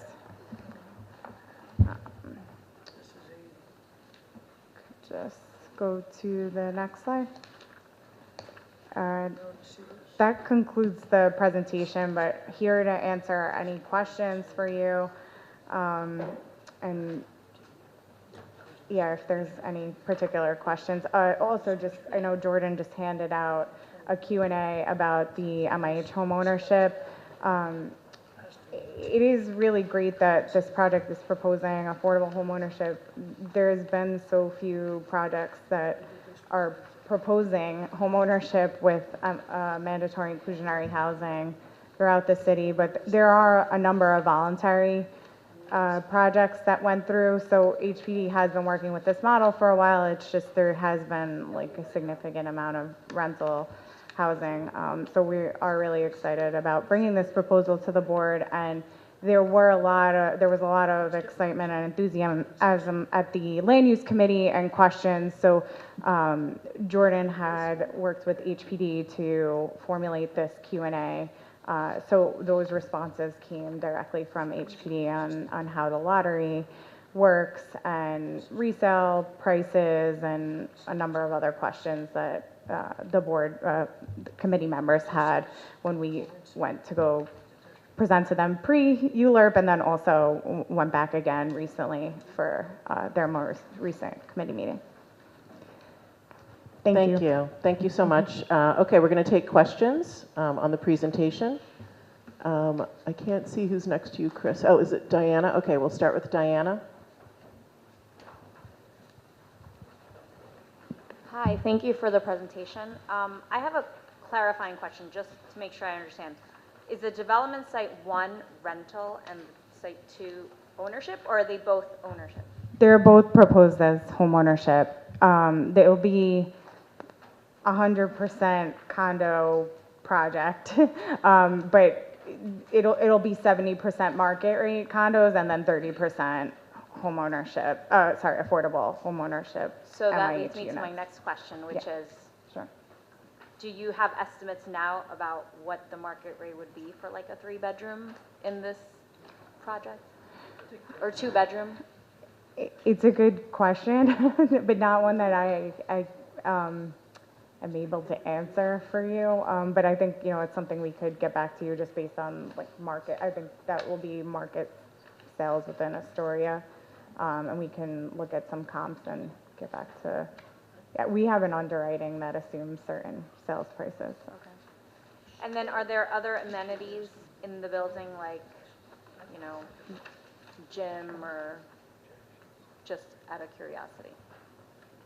Sorry, can you ask the question again? So I just wanted Okay, to go add ahead. about the affordable units. Can you speak into the mic, please? Sorry. And introduce yourself. Hi, Jordan Press, a consultant on the project. So I just wanted to add about the affordable units that under the zoning resolution and HPD rules, it'll be required that the affordable units be spread out through the building by height. Like you can't put all the affordable units on the first floor, that's not allowed. And will be spread out also across the building. So it's not all the affordable units in building 1 and not in building 2. That's not allowed either. And then your question was about amenity space.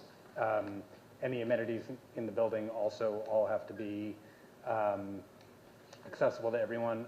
These are small buildings, so it's not like some of the stories you would hear in, like Williamsburg, where there was like pool access only for certain people. Like none of that here.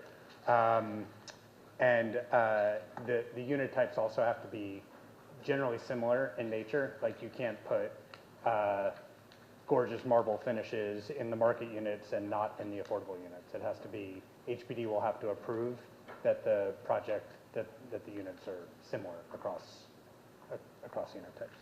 And was there any consideration, like where this is located, what are the zone schools, and are there considerations to other, other things like schools and sewer systems and that kind of thing? So we did conduct an environmental assessment as part of the rezoning, and there was no significant impacts from this project on schools. It is pretty small in size when you think about the proposal that just came before you, where they're projecting a lot more units. These are 2 relatively smaller sites, so they're not triggering.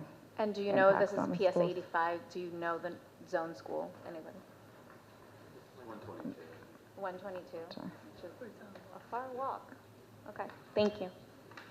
Thanks. Someone who hasn't asked a question yet. Marie? Maybe I'm missing it here, but I don't see the income requirement. So, Joe, can you just go back to the previous slide? So these are the units at 80% of AMI, the for sale home ownership prices. So for a studio, it's $225,000. For a 1-bedroom, $270,000. 2-bedroom, $315,000, and a 3-bedroom, $330,000. I'm still asking for the income requirements. Is that, for example, a 2-bedroom for a family of 4? How much do you have to make, basically? Yes. For at 80% AMI. And is it a family of 4 or is it a Yeah, family sorry. of 3? I think for sorry. So 80% of a family of 3 is $111,000 a year. Thank you. Thank you. Does that answer your question, Marie? Yes. Okay. Doreen? Yeah, so my question is somewhat related. So we know that the 21st Street and everything west from it are specifically the lower incomes of Astoria, and all of our public housing developments are along the water. We know that, as I mentioned with the previous presentation, like the AMI percent is at 20% or less. So how is this affordable at 80% AMI, specifically in this part of Astoria, of all parts of Astoria? Like, I don't understand the rationale of a family of 3 having to earn $111,000. Like, most New Yorkers don't make that much. I think the census 2020 income was like 48,000. So like, I'd like to hear some more explanation and justification on how this is actually affordable, and affordable for who? Yeah, Yes. I mean, I think just on that point, the affordable home ownership, you know,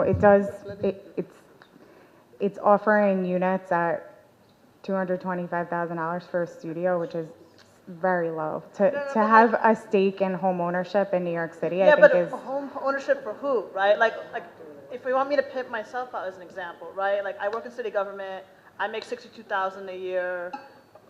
I can't afford that, right? You know, like it's people in NYCHA can't afford that. But working class New Yorkers across the city, not even just in Astoria, not even just in 21st Street area and west to it, no one can afford this. So who is this affordable for? I don't want to hear affordable for No, I think someone living in Manhattan. your point is well taken, and I think there's a need for Like, be honest. affordable housing for a range of AMI levels throughout the city, and I think that's a big part of the City of Yes housing opportunity, and also, you know, this project is creating new housing opportunities and home ownership opportunities for people to own a unit. And I think your point is well taken that it's not for everyone, but it is for a need within the city that is not being met right now. Okay, other questions? Dan?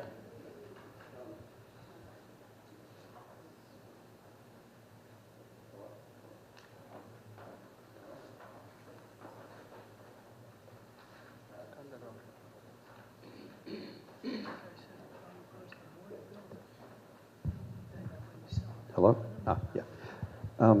Okay, so my question is, the prices of the apartments, yeah, they're pretty good for New York prices.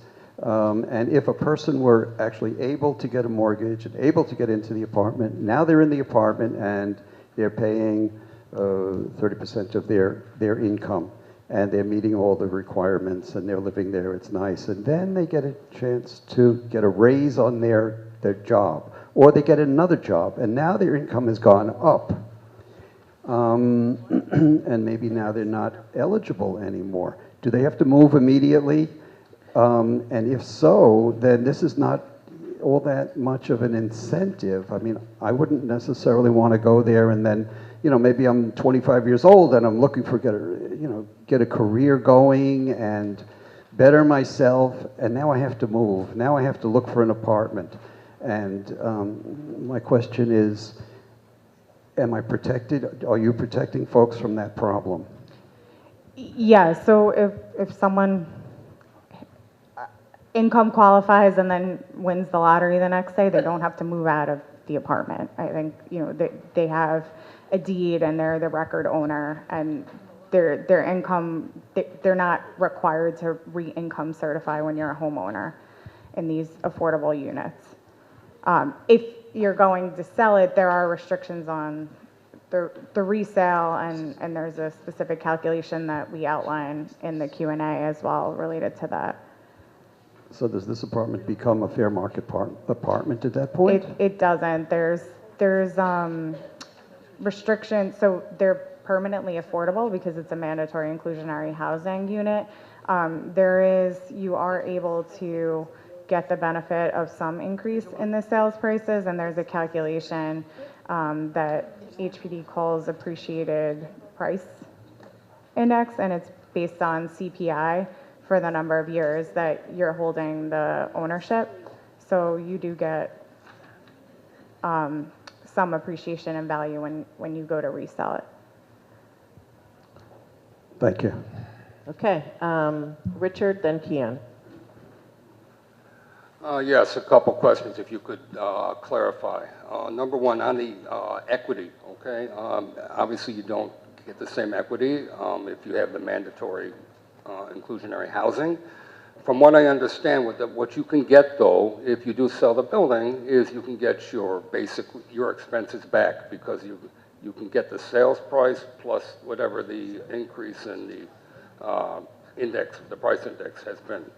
So you would have lived for free, even though you're not gaining any capital. What effect do the banks have? How are they reacting to these things for awarding mortgages to people? Because as much as you can have a certain income level that's statutory, if the bank doesn't agree to it, they don't give you the mortgage.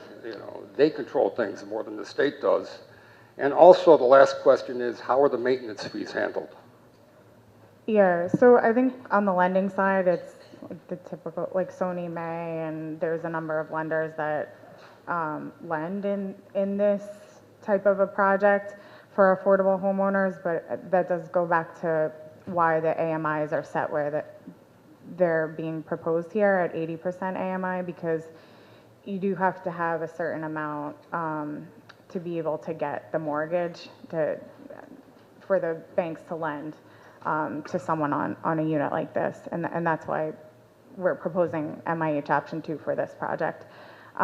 On the maintenance costs, the sales prices are set by this calculation of the underwriting, which HPD has to approve, that shows what the projected maintenance costs are, and that someone who is making 80% of the AMI is paying no more than 30% of their income on their mortgage payment, utility costs, and also the common area maintenance charges. And that's all in the budget that gets attached to the regulatory agreement that the owners will sign. Okay, and so that would mean that basically the owners of the market rate ones would end up paying any maintenance increases, and they would also cover the cost of the affordable. Yeah, so there will be a condo offering plan, and there's protections put in place by the Attorney General's office that if there's any shortfall on the maintenance and operating costs, they are carried by the market units. Go ahead. Sure. Just wanted to add two things to that. One is we've reached out to Neighborhood Housing Services of Queens, who does some really great homeowner, first-time home buyer education programs. I believe they're actually required under the rules for the affordable purchasers to do that, so that people who are purchasing the home for the first time understand, things like if the refrigerator breaks, in a rental, you tell your landlord, my refrigerator's broken. In a home ownership, you got to fix your refrigerator.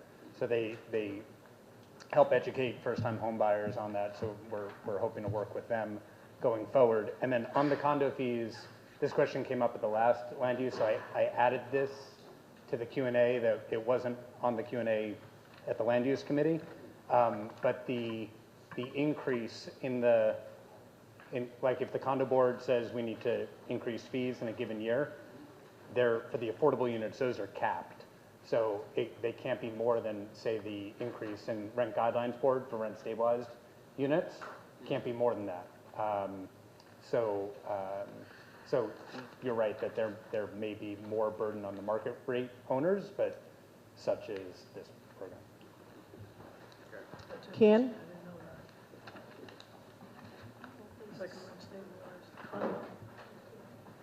Thank you. Just a clarifying question on the affordable home ownership slide, in fact, the one you have up there. I just want to clarify, so that number of affordable units is across both development sites? Yes. Okay. Yeah. So then my next question then is just simply, I did the math, and it seems like right around 33%, so about a third, for the studios, 1 bed and 2 beds are affordable, but only 1 out of 12 of the 3 bedrooms are. Is there a justification for that? I'm just curious. Yeah, so I think we were proposing proportional mix for I think when you combine them, maybe that's why it's like shifting the percentage a little bit, but it's supposed to be proportional because we have to comply with the zoning requirements, which require that you have a proportional unit distribution. Like overall, the total number of units, a certain amount have to be affordable, or within You know, each we housing can type? break it down Okay. by building, because maybe that's what's confusing you. Okay. But yeah, it has to be proportional between the market rate and the affordable for each of the unit types. So it's not proportional, basically, is this, I guess that's what you're saying, is this Yeah. is not, so, I guess what we're saying, if there's 12, and you only get one, that doesn't seem to be proportional. Right, like every other kind has 33% being affordable. You have 12 studios, 4 of them are affordable. Yeah, I mean, these are, right now, they're illustrative. We haven't actually designed the buildings, but they'll have to be proportional. Oh, so there'll be more affordable 3 beds, or? It's gonna have to be proportional for the 3 bedrooms, yeah. Okay, so in theory, up to 4, like, yeah, 25 or 30, like, if there's 12 3-beds. They'll have to be 13% of the 12 units will be. It would be great if we could get the actual number, because we are going to be voting on this, and I think that that's Sure. important. Yeah, So I don't this know if is- Jordan, if you can work your math magic. Yeah, no, Thank you. this is what we had as a preliminary unit distribution and what we're proposing, but I think, you know, I think it's also proportional by square foot, not square yeah. Okay, just, if you want to ask a question, please raise your hand, just so we can, yes, Jeffrey, go ahead. Oh, no, I just had to clarify. I was just clarifying. Okay, all right, other questions? Yes, Jacqueline. Hi, good evening. 2 questions. For both site 1 and site 2, for how long have those areas been vacant of any activity? So Joe, sorry? 2.5 years. 2.5 years? Okay. And then the other question I had is a follow-up. During the presentation at the land use meeting, I had asked whether or not there will be a formal or informal commitment to engage local trades or firms for the build-out of these buildings. Yeah, so I think Joe is committed to working with local, with the board and on local hiring, and he, you know, he's from Queens himself, so works with a lot of local contractors, and you know, will be willing to make a commitment to that. Thank you. Any other questions? No? I had a question, now I forgot what it was. Oh, I know what it is. Okay, so I know you said that, you know, you chose option 2, because that's what would work in terms of people getting financing, but are there no examples of option 1 condos in this city? And do we know for a fact that it's not feasible for people? Because also, I'm assuming the sale prices would go down, right? With the AMI going down as well. So, you know, if you're trying to get a mortgage, it's not like you're going to still pay that price. If it's option 1, the sales price would go down. So could you just speak to that? Sure. You know, I had spoken with HPD, and I believe there's only one, and it was a 4-unit project, so it's very unique in nature. But I don't know if Jordan has anything additional to add to that. There was, when I used to work at HPD, there was one other project that I recall that was a 60% homeownership project in East Brooklyn that was fully subsidized, the whole building was fully subsidized by HPD. And I just know there was a great deal of concern, especially kind of coming out of the foreclosure crisis, that God forbid somebody who's in the 60%, more modest income range, get the chance for home ownership, take out a loan, default on that, have their credit ruined. It's just an area it's an area of concern on the back end, but it's also an area of concern to be able to get the loan in the first place, because banks are being tighter these days on lending than they were, 15 years ago. Okay. Thank you. And last call for questions, Jeffrey. Last question. Just real quick, I think Keon's point is really great about the breakdown of affordable units. Studio 1, 2, 3. Were you able to take a look at that, Jordan? I did. Real quick. There is something off in the neighborhood of 1 or 2 units here. Okay. That I just don't have the answer to, I'm sorry. Like more three bedrooms, or less of I think what it means is we're gonna have to do more 3s, but they might, I think what we're talking about is a tinkering around of a unit or 2, but nothing more substantial than that. And just my opinion, I think the reason it's important is because, this is a unique project, as we've seen. I've been on the committee for 6 years. Typically, we don't see, a home ownership project come up, correct? So one that, what you're proposing here, one that I think a lot of the discussion tonight is like, who is this helping? I think this does fill a need for kind of that middle income to kind of, middle income family to kind of start. And so having more in 2 and 3 bedrooms, which is what's proposed here, is great. And so to see more affordable ones would be, I think, very important. So I think it was a really great question, and I'd like to see the revised breakdown at some point. Okay, if there are no more questions from the board, I want to make sure that we give, this is a public hearing, so that the public has the opportunity to speak for or against. If there's anyone here to speak for or against the project, you can go to the podium if you'd like to. Is there anyone here? Okay, and Florence, we didn't get any written. Okay, I'm asking. Okay, so we don't have any, we didn't get anything. Okay, all right. No, okay, so if there's no one here to speak for or against, I'm going to close this item, number 1, and we're going to move on to item number 2. Okay, that is the 31-17 12th Street rezoning report.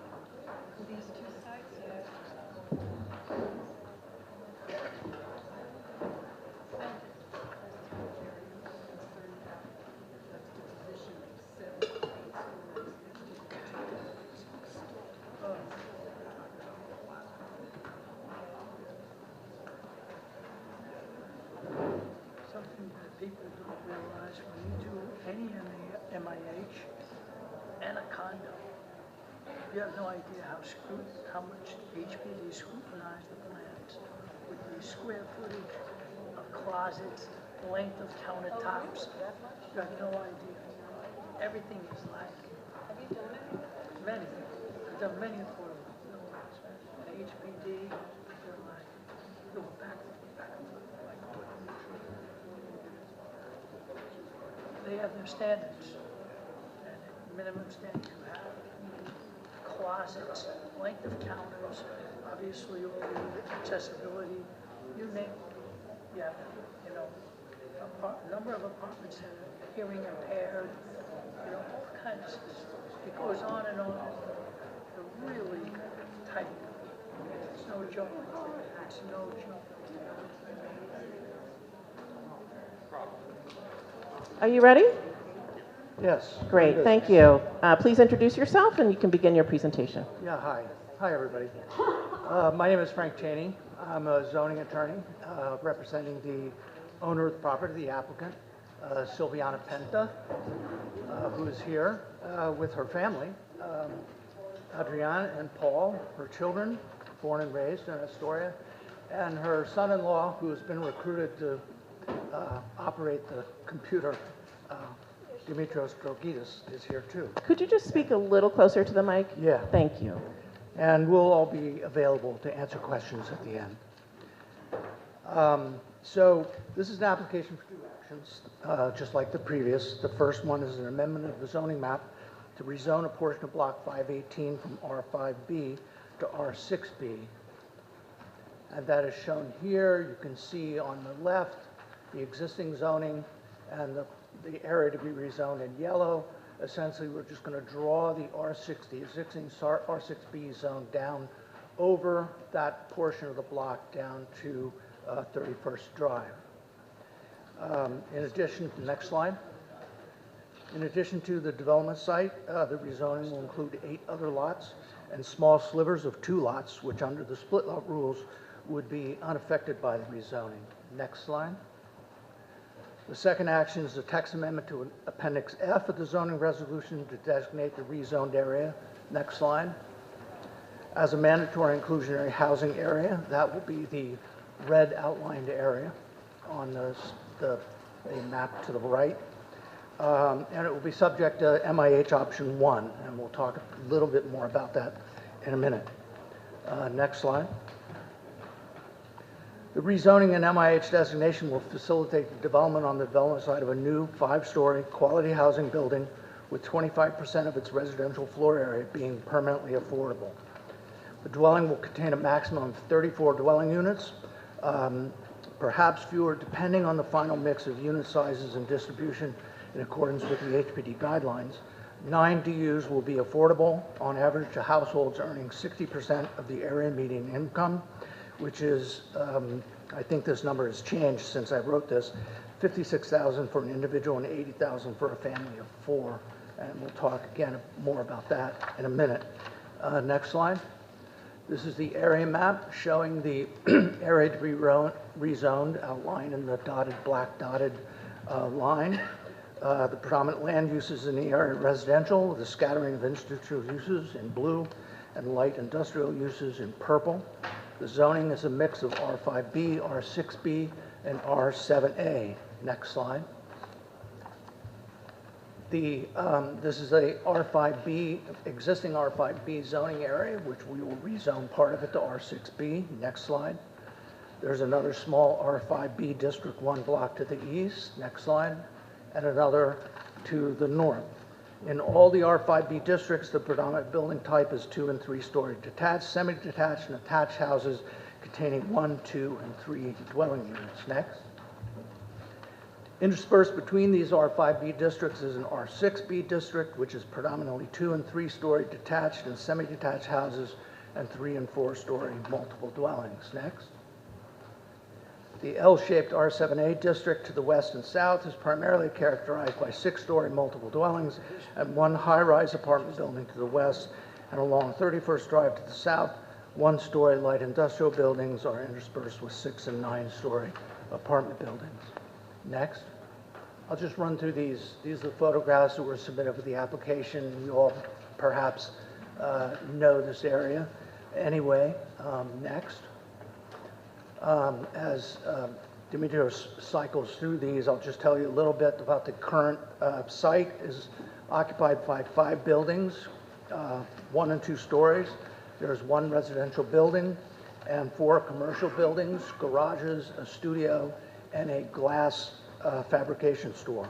Altogether, they contain 5,826 square feet of total floor area and has less than a 0.5 FAR.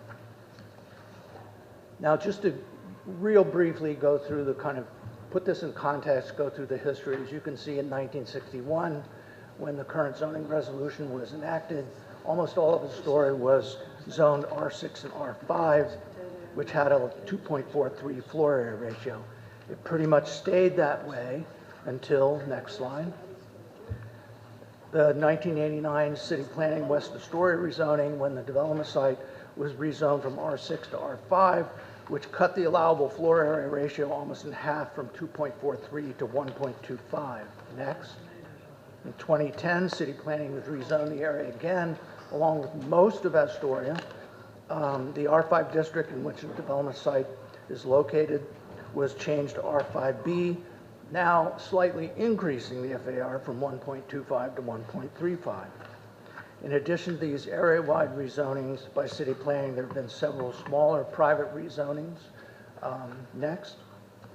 I'll just real briefly just show these slides. I won't go on about them. It's late, and I think you all already know about these rezonings anyway. So 2018, 2019. Next. 2022. The rezoned areas are highlighted in yellow.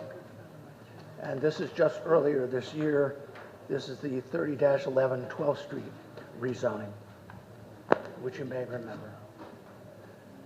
So the zoning in the area has obviously been in flux over the years. Next slide.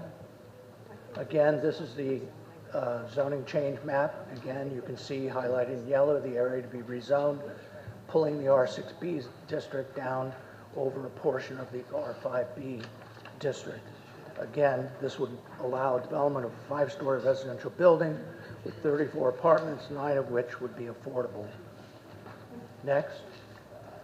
This is the zoning comparison table, just to give you a real brief idea of what the rezoning would do. It will increase the FAR from 1.35 to 2.2, lower than the original 2.43 allowed by the R6 zoning up until 1989. Next. It will increase the maximum building height from 33 feet without a setback to 55 feet after a 15 setback above a 45-foot base. The proposed building will have a base height of 43 feet, a 15-foot setback, and then rise to a maximum height of 53 feet. Next slide. Next slide. So this is just outlines the requirements for an MIH option 1, which this will be. So 25% affordable floor area, maximum of 3 bands, weighted average of 60% of AMI, maximum band of 130, and a minimum 10% of floor area must be in the 40% income band. Now, as you know, I'm sure, oh wait, next slide. And this is, I think this may be a little bit outdated, but this shows you the income levels at the various, how they characterize them. 40% very low, 60% low, 80 and 100 moderate income, 100%, 130% middle income. Next. And these are the, again, I think since I put this slideshow together, I think these numbers have been increased slightly. But they're the income ranges for the different size families at those AMI levels. Next slide. So as you all no doubt know, recently the New York State Legislature approved a replacement for the 421A program called the 485X program. And under option B of the 485X, the requirements here are slightly different than for MIH. 20% of the DUs are required to be affordable, whereas MIH requires 25% of the floor area. 485X will require 80% average AMI. MIH requires 60%. And under 485X, the maximum, the highest income band you can use is 100%, whereas MIH allows 130. So if you put those two together, next slide. So what we will have to comply with, assuming we apply for the 485X tax abatement program, will be 25% affordable floor area, 40% AMI floor area, at least 10%. 20% of the DUs have to be affordable. The maximum income band is 3, same in both programs, although the weighted average will be 60, which is the more restrictive of the two programs. And no income band may exceed 100%. Next slide. So this is a site plan of the property. The proposed building is shaded blue, with the darker blue being the base height going to 43 feet, and the lighter blue being the additional fifth story going to 53 feet after a 15-foot setback. The green is the dog leg off to the side will be a green open space, and the gray is parking. I believe there will be 13 parking spaces provided, which will be accessed through a throughway through the building on the left-hand side of the building. Next slide. And this is the elevation drawing. You can see the areaway leading to the parking in the back. That's the arched doorway on the left. Total building height 53 feet, fifth story, setback 15 feet above a four-story base. And with that, we'll take your questions. Thank you for the presentation. Okay, I'd like to open it up for questions. Richard? Just to clarify on that last, if you add the four-story base 43 inches, oh no, excuse me, I think that it's correct. I read it wrong. No problem. Sorry. Okay. Kathleen?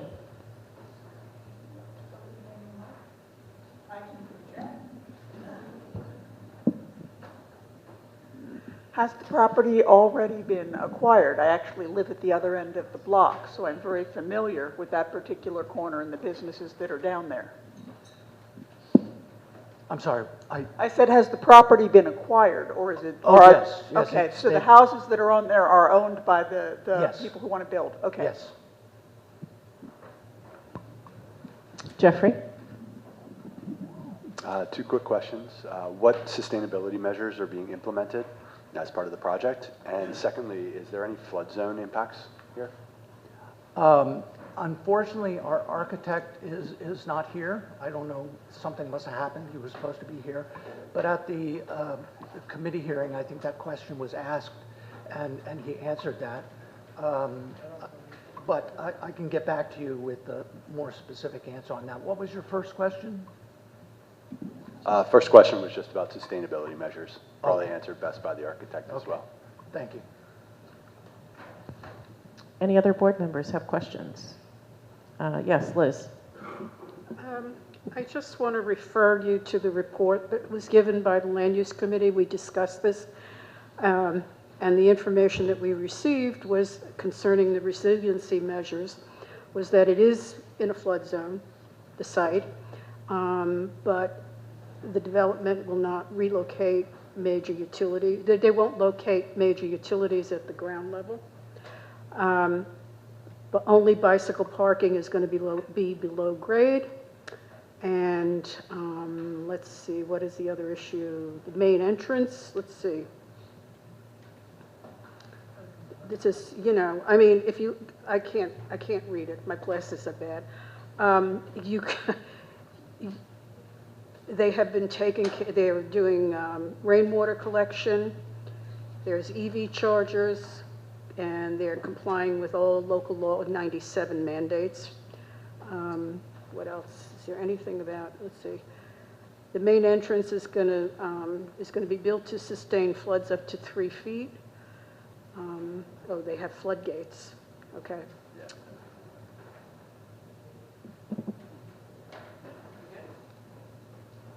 Okay, anyone else? Okay, if there are no more questions from the board, is there anyone here in the public who wants to speak for or against?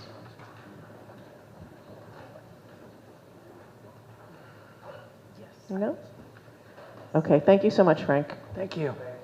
Okay, this item is closed. All right, no, it's okay. Okay.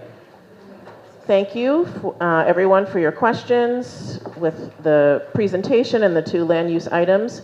We're going to move on to our business section. I'm going to hope everyone had a chance to look over the minutes. Thank you, Rod. Rod, and a second by Jean Marie. Okay, all in favor, you can just say aye. Oh, wait, hold on. Is there something clarifying? I'm trying to get my copy. Sorry. One moment. I hate to break it to Colin, but he is not going to be able to grant mercy to somebody what certificate of occupancy if they. Oh, this was a discussion about. Remember there was a question about what happened last week. It's on page 5.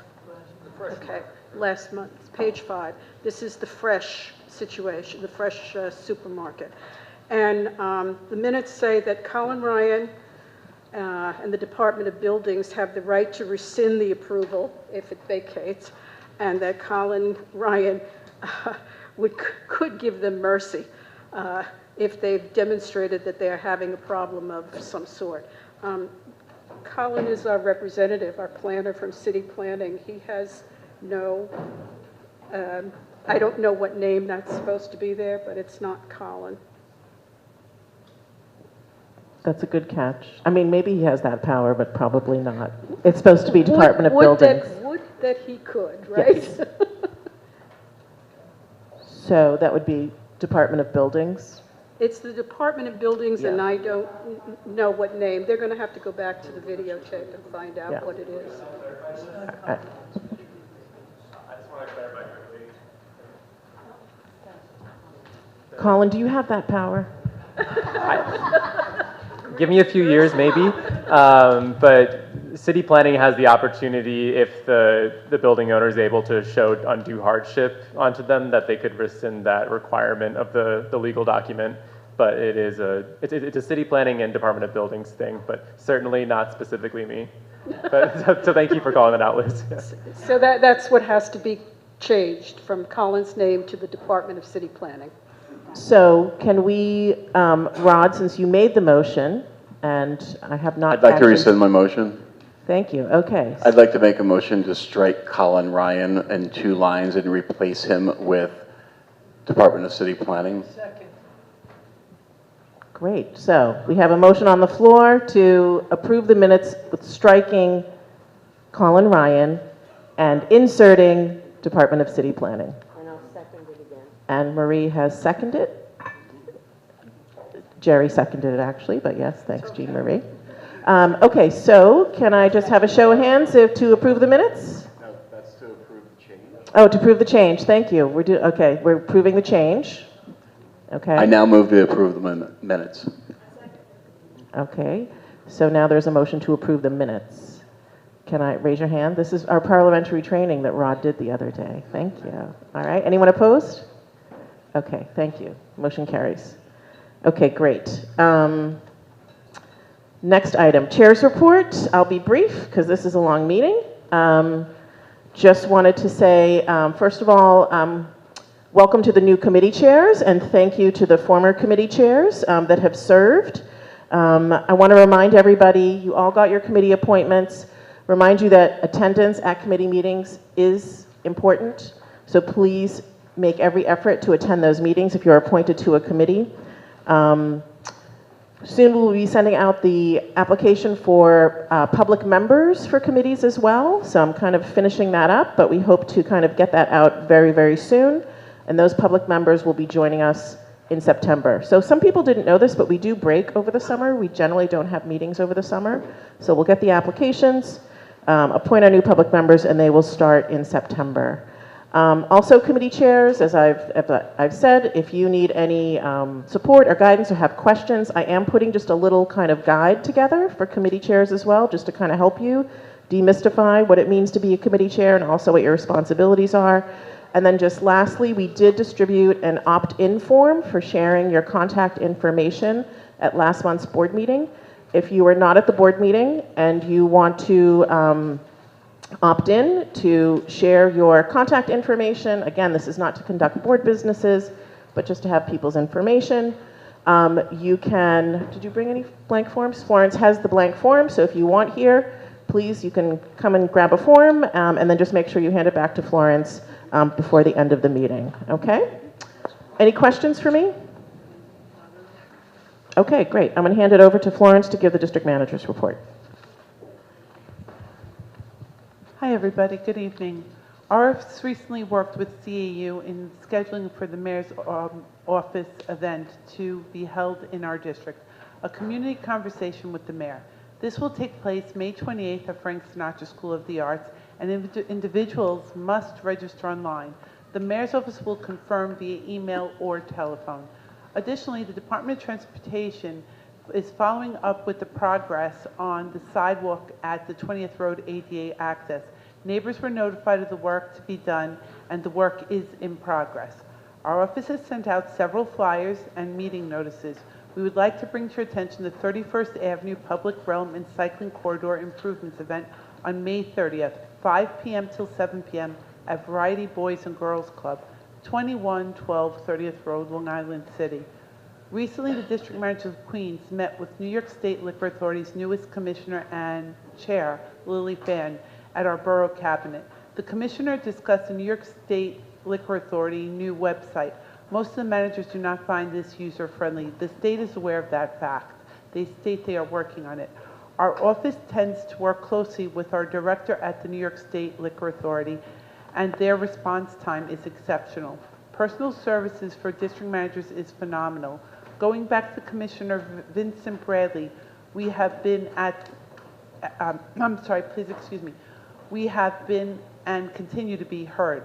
We appreciate our working relationship with their agency. Our office has asked the community to always call 311 at the time of an issue and follow up with the community office with the 311 number so that we may process the issues with NYPD, DEP, and New York State Liquor Authority.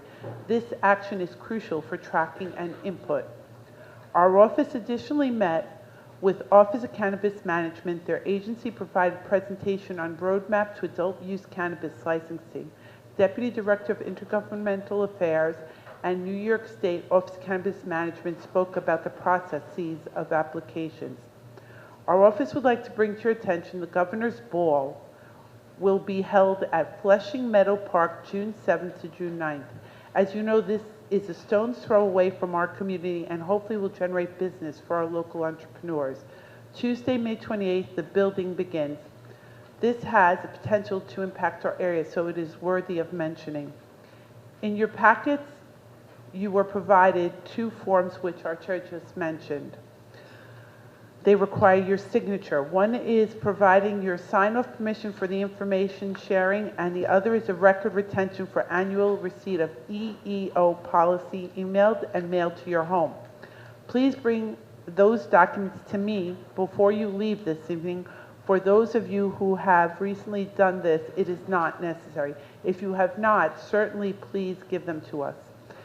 Take a moment and provide our office with these documents as it is mandatory.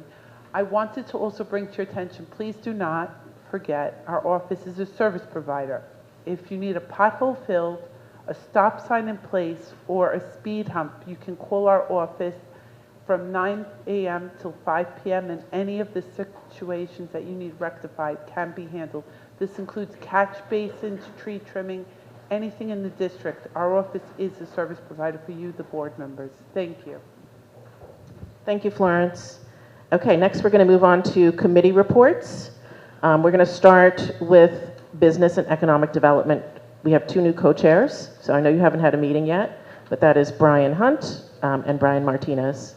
Anything you want to say real quick into the mic? Hello, everyone.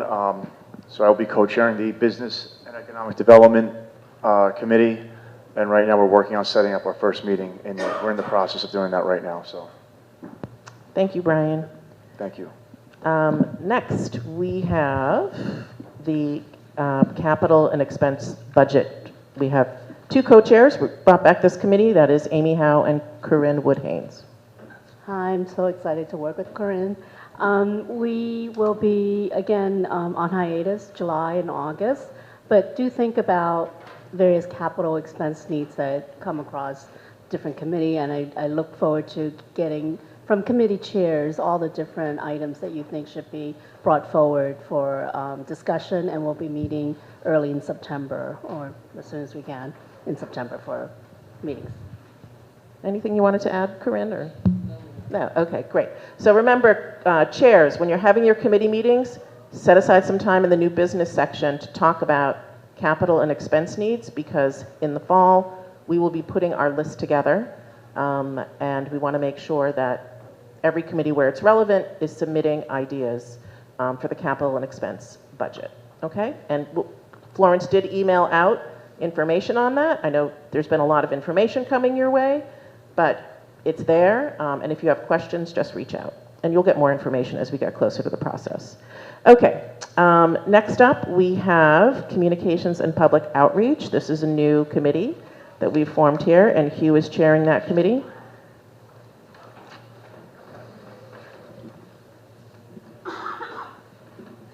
Yes, very excited to chair this committee,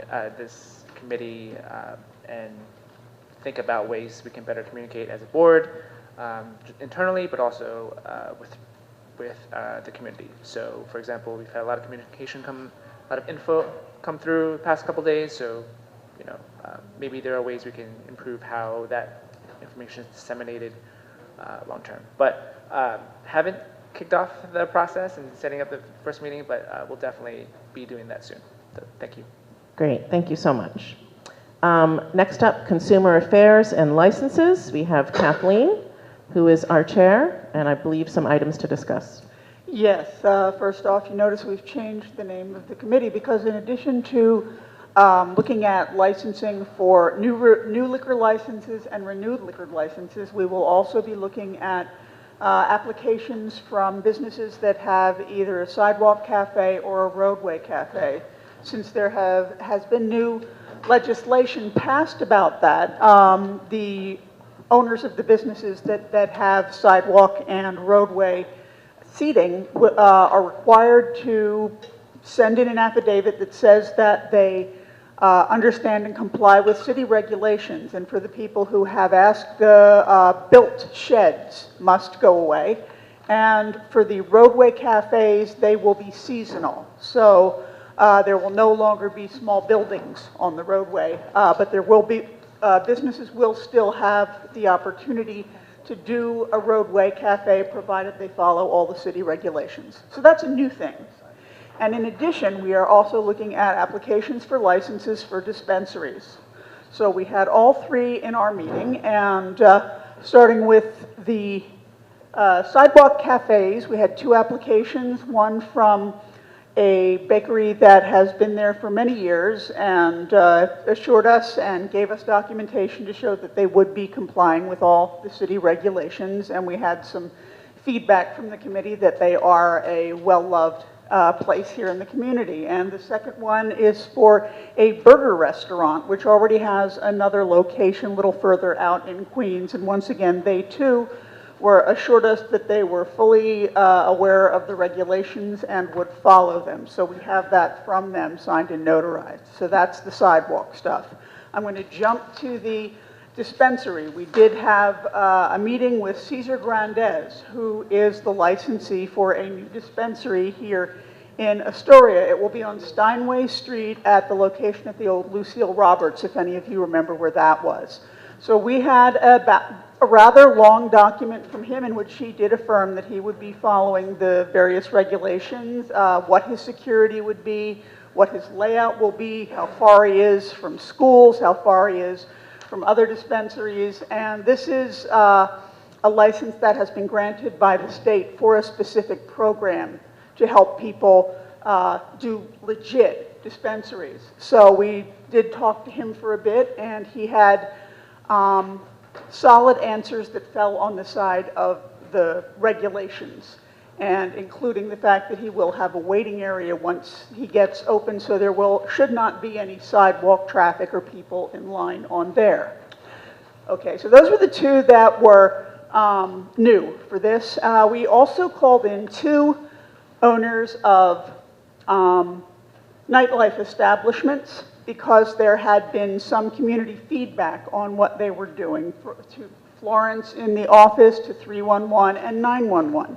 The two owners who came in and talked to us were the owner of Coco La Rev and the owner of Animos. Coco La Rev is applying for a renewal of their liquor license, and Animos is applying for a new one because they say they are changing their business model from nightclub to catering and event business. So we did spend some time talking with them, and with Coco La Rev, they are people who have been there for a while, but we did find that even though the owner had signed the stipulations, which are required for this area, he didn't know what was in them.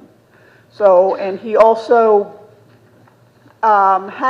we talked to the community police officers who were kind enough to come out, and it is a place that has had noise complaints and some 911 complaints.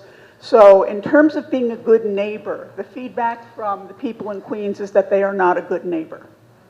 The second one was Animos, and the owner says he would like to convert it from a club into an event hall, though he is still having club nights on Friday nights, and he says he's going to keep doing them so until he makes enough money on the events and catering. And it was brought to our attention by more than one person that they had a shooting in which a couple of people were injured and a woman was trampled and suffered a serious injury. And that happened fairly recently, and the community police officers told us that the club itself, the management did not call the police. It was from people in the crowd calling 911. So that's worrisome. And the owner plans to continue to do his club nights, Friday nights, and there is, in fact, a lot of concern from the community, both about what goes on inside the club and from the neighbors who find that the customers are making it a little bit harder to live in the neighborhood. So that's what we did, and Marie was wonderful, the co-chair. And so, in general, our take on the matter is that the sidewalk cafes are fine. The dispensary, with stipulations. Remember, every organization that gets approval in this area, for the most part, has stipulations that they sign in order to do business, and they get them notarized. So yes, the sidewalk cafes look like they will be good neighbors. The dispensary has done all of his legwork and has experience and is, in fact, part of a program sponsored by the state. And then the two businesses that are looking for a renewal of their liquor license and a new liquor license for the change of business were problematic enough that we thought we should bring it to the board to consider whether we should recommend that they do or do not get their, recommend their for renewal or not. So that's the overall picture of our meeting. And let's see, I guess we should ask if there's any questions or people want to know more about this. Yeah, do we want to take each different kind of application and, you know, just to, because we could start with the sidewalk cafes. Those were Emoji Burger and Gian Piero Bakery. Those were the two establishments. So maybe we can I think that would be a good idea Yeah. because there's 3 sets of establishments. So for the first set of establishments, the sidewalk cafes, Grand Pierre and Emoji Burger, if you want to entertain a motion? Yeah, will we entertain a motion to support their applications for the sidewalk cafes? Motion. Okay, let's start. Raise your hand. Okay, I know. I got to put my glasses on. Hold on. Let's see. Dean, do you have your hand up? No. Oh. I want to find out who made the motion. That's the main thing. Who said it? Who did? Marie. Okay, Marie made the motion. Seconding. Thank you, Jean Marie, because we need to record this, right? So just raise your hand. Let me call on you. I appreciate everybody wanting to make the motion, but you got to get it for the record. So motion is on the floor to approve those 2 applications. Any discussion? Dominic. So first of all, welcome, good luck with the new chair position. And I wasn't sure at start if the bakery was under the sidewalk cafe list or the dispensary list. When you first said it, I was all confused. Anyway, so my question is that I really find that enclosed sidewalk cafes kill the public life on the street, and unenclosed sidewalk cafes are a great thing for pedestrian safety and livability. They're not just a business, taking over the public realm. So I'm hoping that these two applications are unenclosed sidewalk cafes. Is that right? Yes, there's a difference. Sidewalk cafe is just on the sidewalk. Roadway cafe are the ones that are sitting out there in the street. Right. But there's two different types of sidewalk cafes. One is called enclosed and one is called unenclosed. Right, these That's are my unenclosed. question. These are unenclosed. Yep. Another question or comment? From what I understand, enclosed cafes actually do not fall under consumer affairs. There's something that's going through, Land use. I think it's city planning. They used to, Yeah. back in the day, so. There's been a lot of changes, so yeah, they're not permitted anymore. Okay. There's very specific requirements and wording for what is allowed now. And it's definitely because of the things that enclosures and people building small buildings in the roadway. So if you go to the website, it's very specific, and they send us an application that says they're going to keep to it. So that's a good thing to know. Okay, any other, Marie? Into the mic, please. The cafe is now going to be under the jurisdiction of DOT, no longer Consumer Affairs. Point of information. Diana? I just have two clarifying, well, one about what we're talking about right now. The sidewalk cafes, so I live right by Gian Piero, so I walk by there every day. In the winter months, there is, I believe, my memory serves me, there is it's on the sidewalk, there are tables on the sidewalk, but it's enclosed. Yeah, if something already existed, there are places like Ammonia, Okay. Gian Piero, there's places that they're grandfathered in, but in Okay. terms of new, Okay. those aren't happening anymore. Yeah, Moji Burger is new, so they won't have anything grandfathered in. Okay, any other comments, questions? It says both of them. Well, I think that it's the application is new now because this is now under the jurisdiction of DOT. I think that's correct. Yes, it's Yeah. called dining out. Yes, go ahead, Dawn. So that would imply to Diana's question that in future, it was the Piero will be unenclosed, right? Or because you said it was you may be grandfathered in, so I'm confused.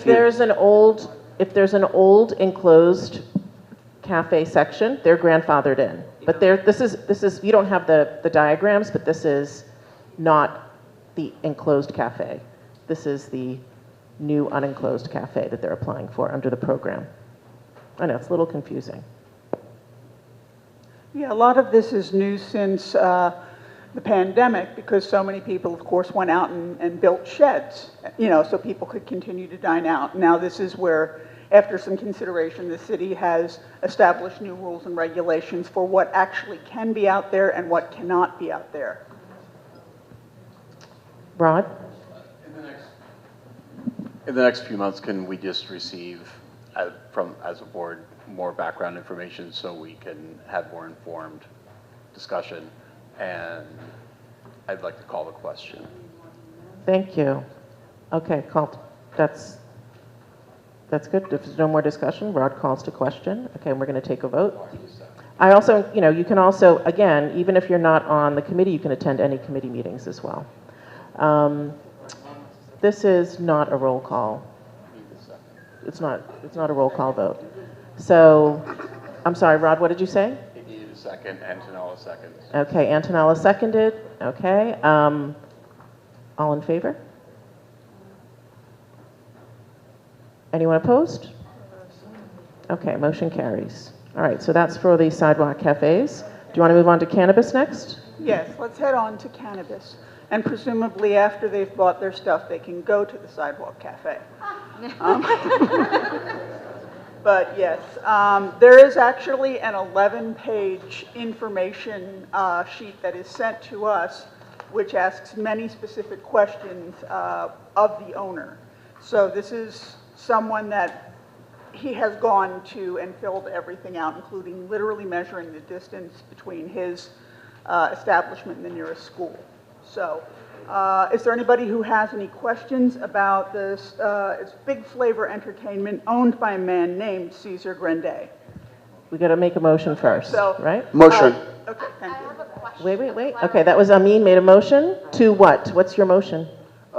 To disapprove that. A motion to disapprove Yeah. the application. Does anyone want to second that? Evie, I have a question. Hold on. We got to get the motions on the floor and then we can have a discussion. Jean Marie wanted to second the disapproval Okay, of the but motion. did we have a motion to discuss? We're going to do that right now. Once we get the motion on the floor and then seconded, then we can discuss. Let's discuss. Questions, comments? Jean Marie. I'm not that familiar with cannabis, but if you have medical marijuana, do you go to this dispensary to get it? Who provides the medical marijuana to people who are entitled to it? Well, there actually are currently legal dispensaries which provide medical marijuana, sometimes in the form of capsules or tinctures. I do not know whether the commercial dispensaries, which are primarily for recreational use, will also have medicinal grade. I Well, don't this know that. particular one,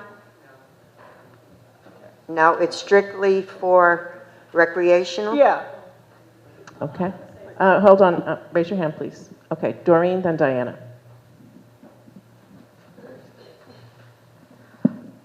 I just want to point out that just because somebody can't or doesn't have something classified as medical marijuana status, it doesn't mean they're just using it recreationally. I know many folks, which, I mean, I don't use it recreationally as much, but it's for sleep, it's for other benefits that have a medical or otherwise health impact. So I think that's something just we need to keep in mind. Weed is legal in New York City now. Yes, there are a lot of cannabis stores, but it's just, I just want to put it out there that there's this conception that, you know, people are just using it to get high and get lit, but I have many friends who depend on it for their mental health, for sleep, for other regulation, and I would not want those folks of Astoria to not be able to benefit from their needed cannabis, so just want to put it out there. Thank you, Doreen. Diana. I have a clarifying question. It's going to be in the Lucille Roberts, like the entire space? That's a big space. It's not the entire space. Go ahead, Clara. Yes, but he showed us a layout in which he has his store space and a waiting area, and people will be buzzed in. And it's not, while it's not the entire space, the state has said that he can use that specifically for his dispensary. So it's actually literally not on the ground floor. You go up a set of stairs. So it's the second level of where that Lucille Roberts used to be. I think so. I mean, there's, in the application, there was a picture of his layout, and I do believe it is on the second floor. I actually think it was on the first floor. Oh, okay. The second floor has a separate entrance. Okay. So, Thank you. Yeah. But it will have other uses as well, but the portion of it will be for the dispensary. And to follow up with what Doreen said, this is essentially, as a business, similar to a liquor store in that it is regulated, taxed, and they can say exactly what can and cannot be sold, which can't be said of the weed dispensaries that are on every corner now. Yeah. Any other, Antonella? Do you know what the closest school is to that area? Let's see. He had it in his application, and I thought I had the application here, but I think I printed it out and didn't bring it. Yeah. But it is the legal distance, which is about 2,200 feet. Yeah, it doesn't violate the distance needed Yeah. To a school or a religious institution. Yes. Jacqueline. I can answer that question. The closest school will be the Frank Sinatra School of the Arts in Baccalaureate.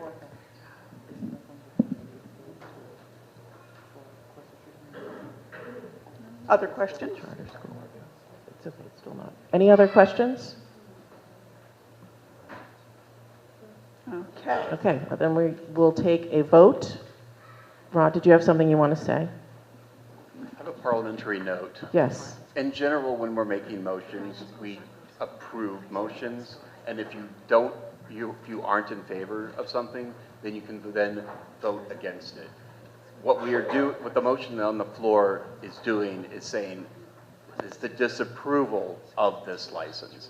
So if you are voting, you're voting to disapprove this license, and then a further motion would be needed to approve the license. So it's a little counterindicative when you make a motion to disapprove something. It's better formed to make a motion to approve, and then if the board decides to not approve it, they can vote it down. It just is a more efficient process. That's all. Okay, but for now, we have a motion, and it was seconded to disapprove the application. So we're gonna, we'll take a hand vote. If you vote yes, you are voting to disapprove the application.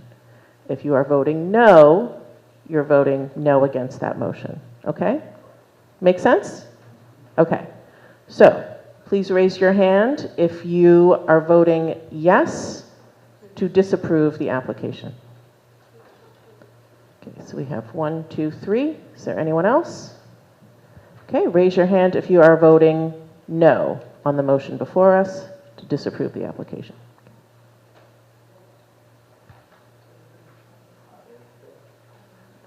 Oh, who's counting? 1, 2, 3, 4, 5, 6, 7, 8, 9, 10, 12,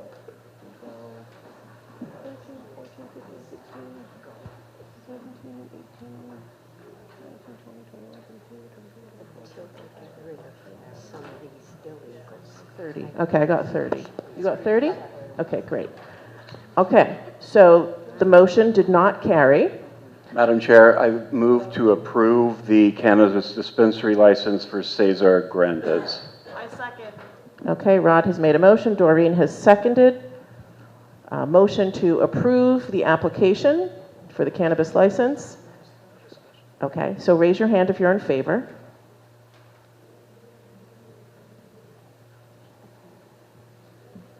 I'm assuming it's 30.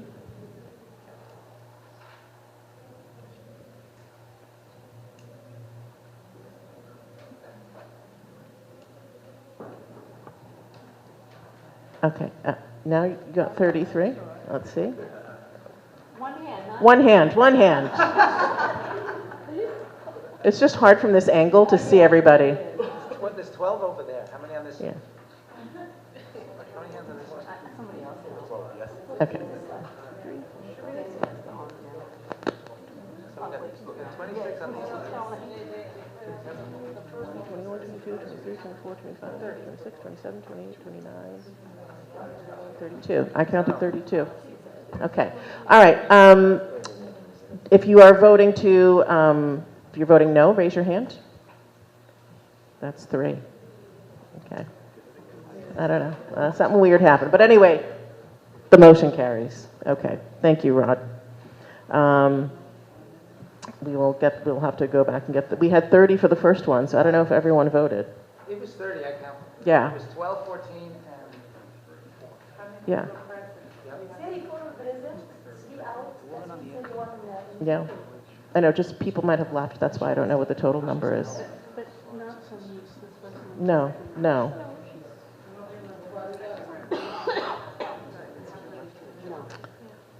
All right, I don't want to do a roll call vote. You know what I mean? So, the motion carried, yeah.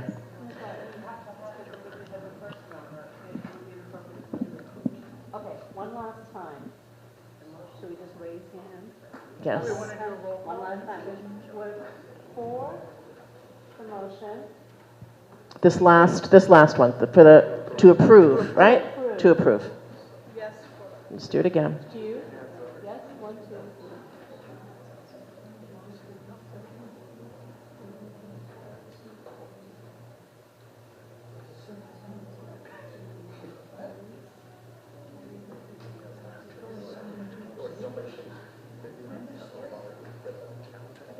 Yeah, 30. Okay, all right. Okay, thank you all. Thanks for bearing with that. Last item, Kathleen. Okay, I'd like to call for a motion to approve all of the applicants on the liquor license list with the exception of 2, Coca La Rev and Animos. Can I get a second? I second. Okay, second was Dean? Yes. Okay. Okay, do we want to do any more discussion on this? Do people have any questions?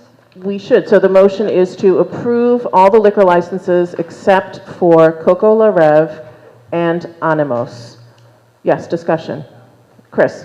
Yeah, this is not so much about the merits of those 2 organization, what happens now? Will they lose their liquor license, or is there a further process? What happens? We're advisory, so we will send a letter to the state liquor authority, and they take that into consideration. Perfect. We do not, they're the ones who ultimately will make their decision based on feedback from the Gotcha, community. thank you, Evie. But this will be considered the final voice on this matter from? Yes, from the community board, Gotcha, yes. thank you. And just to note that Animos has come before the board before. This is not the first time. At least I don't know if twice. that was mentioned, yeah. And Coca Rev too, I thought he said he didn't when we asked him. He said he had never come before the board. Yeah. Okay. Okay. Okay, so any other questions, discussion, thoughts, comments? Okay, so we are going to vote on the motion to approve all the state liquor authority applications except for Coca Rev and Animos. All in favor, please raise your hand.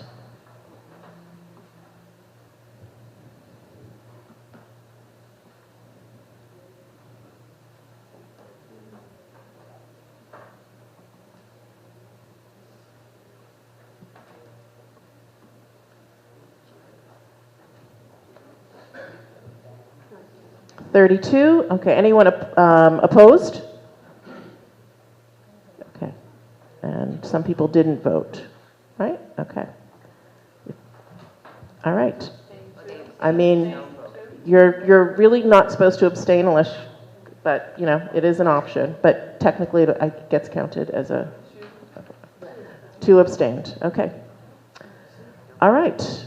I think that's it for Kathleen. Thank you so much, and thanks to the committee as well for a very long meeting about those items. Next up, we have, sorry, let me just go and see. We have Education, Youth, and Libraries. Diana? Hi, everyone. I look forward to meeting soon with the committee members, and a couple of things that are on that I think we probably should look at are the library cuts, the UPK and 3K and how that's affected spots in our community. And I would love to connect with principals because to know what schools are overcrowded and what schools still have space as we have discussions about more development coming in. Something I always think about is that space so those are the things that are kind of on. Okay, and you're working on a date with your committee? Yeah. Okay, great, thank you. Next is environmental sanitation. Just everyone be mindful of the time, it's 9:20, so if you can get your reports right to the point. If there's business that we need to take care of. I'm going to try to go fast. All right. Any ideas on sanitation and environmental for capital or expense budgeting, please let us know. We had a meeting on May 9th. We discussed writing a letter to our council member regarding the moving of the Department of Sanitation or the relocation of the DSNY garage. We got $283 million for the relocation. The residents of Ravenswood have suffered long enough. It's a dilapidated and dangerous condition. The relocation is going to be from 21st Street on 34th Avenue to Leicester Creek. We're concerned that there is no progress, so we're going to ask Council Member Caban to see if she can help fast track it. And the old location would provide an opportunity for affordable housing. We also had City Bridge. Judy Wan is our district, but then I believe Caban is the new district. Yeah, and we probably need to talk to. Yeah. But we're sending it to Council Member. You sending it? Finish. Go ahead. But we definitely need to Council Member Caban's help in trying to fast track this. So we also had City Bridge speak at the meeting. There's going to be an installation of 2 5G poles, one in front of 2209 Queens Plaza North, and then the other in front of a residential complex at 18-20 20th Avenue. That's all for my report. Thanks. Okay, so just to clarify, the letter did go to, or is going to, Julie Wan, Tiffany Caban as Speaker well. Adams. And Speaker Adams. Jessica Tish, DSNY. The commissioner. And Sorry. it's for, I believe, $130 million has been appropriated. 200, for that. I just looked at the report, 283 million. Okay. It looks like. All right. Well, one of the things that we need to get is actually figure out like what's there, what's definite. That's part of this. If you've ever done any capital projects, also the costs rise every year too. So maybe they've added to that budget as well. So it'll be good. So to get that more information and see what can be done to expedite that. Thanks, Antonella. Okay. Is that it? Yeah. Okay. Great. Next is land use and zoning. Oh, sorry, Health and Human Services. Shahanas is our new chair. Hi, everyone.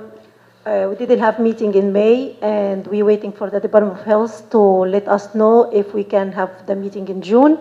If we didn't get meeting in June until July and August, we're going to be working in September, and also I hope so all the committee come, because we're going to talk about the budget also for capital and expense. Thank you. Thank you so much. Okay, now we have housing. So Katie couldn't be here. I think she got held up with something, but there is a letter that we want to potentially sign on to. Everyone should have gotten a copy of that. Okay, she's not here. Let me just pull it up. So it is regarding basically advocating for more funding to be given to two programs that the city has either funded in the past and ceased to fund currently, or just kind of adding more money to another pot. And those are the Neighborhood Pillars Program and the Open Door Program. So we were asked by the Progressive Caucus and the controller, Brad Lander, if we would be interested. The Housing Committee did meet. I was at the meeting. Katie chaired it. And we discussed this, and people felt like this was something that we should be in support of. So everyone should have gotten a copy of you did get a copy of this letter. I hope you had a chance to read it. So since Katie isn't here, I would like to entertain a motion to approve, sign on to this letter that's being asked of community boards across the city. Motion. Kathleen has made a motion. Shahanaz has seconded. So the motion on the floor is to approve the letter. Any questions or discussion? No? Okay. So can I have a show of hands if you are voting yes to approve this letter?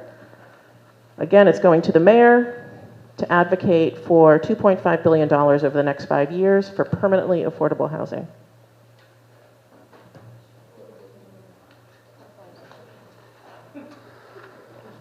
I think that's everybody.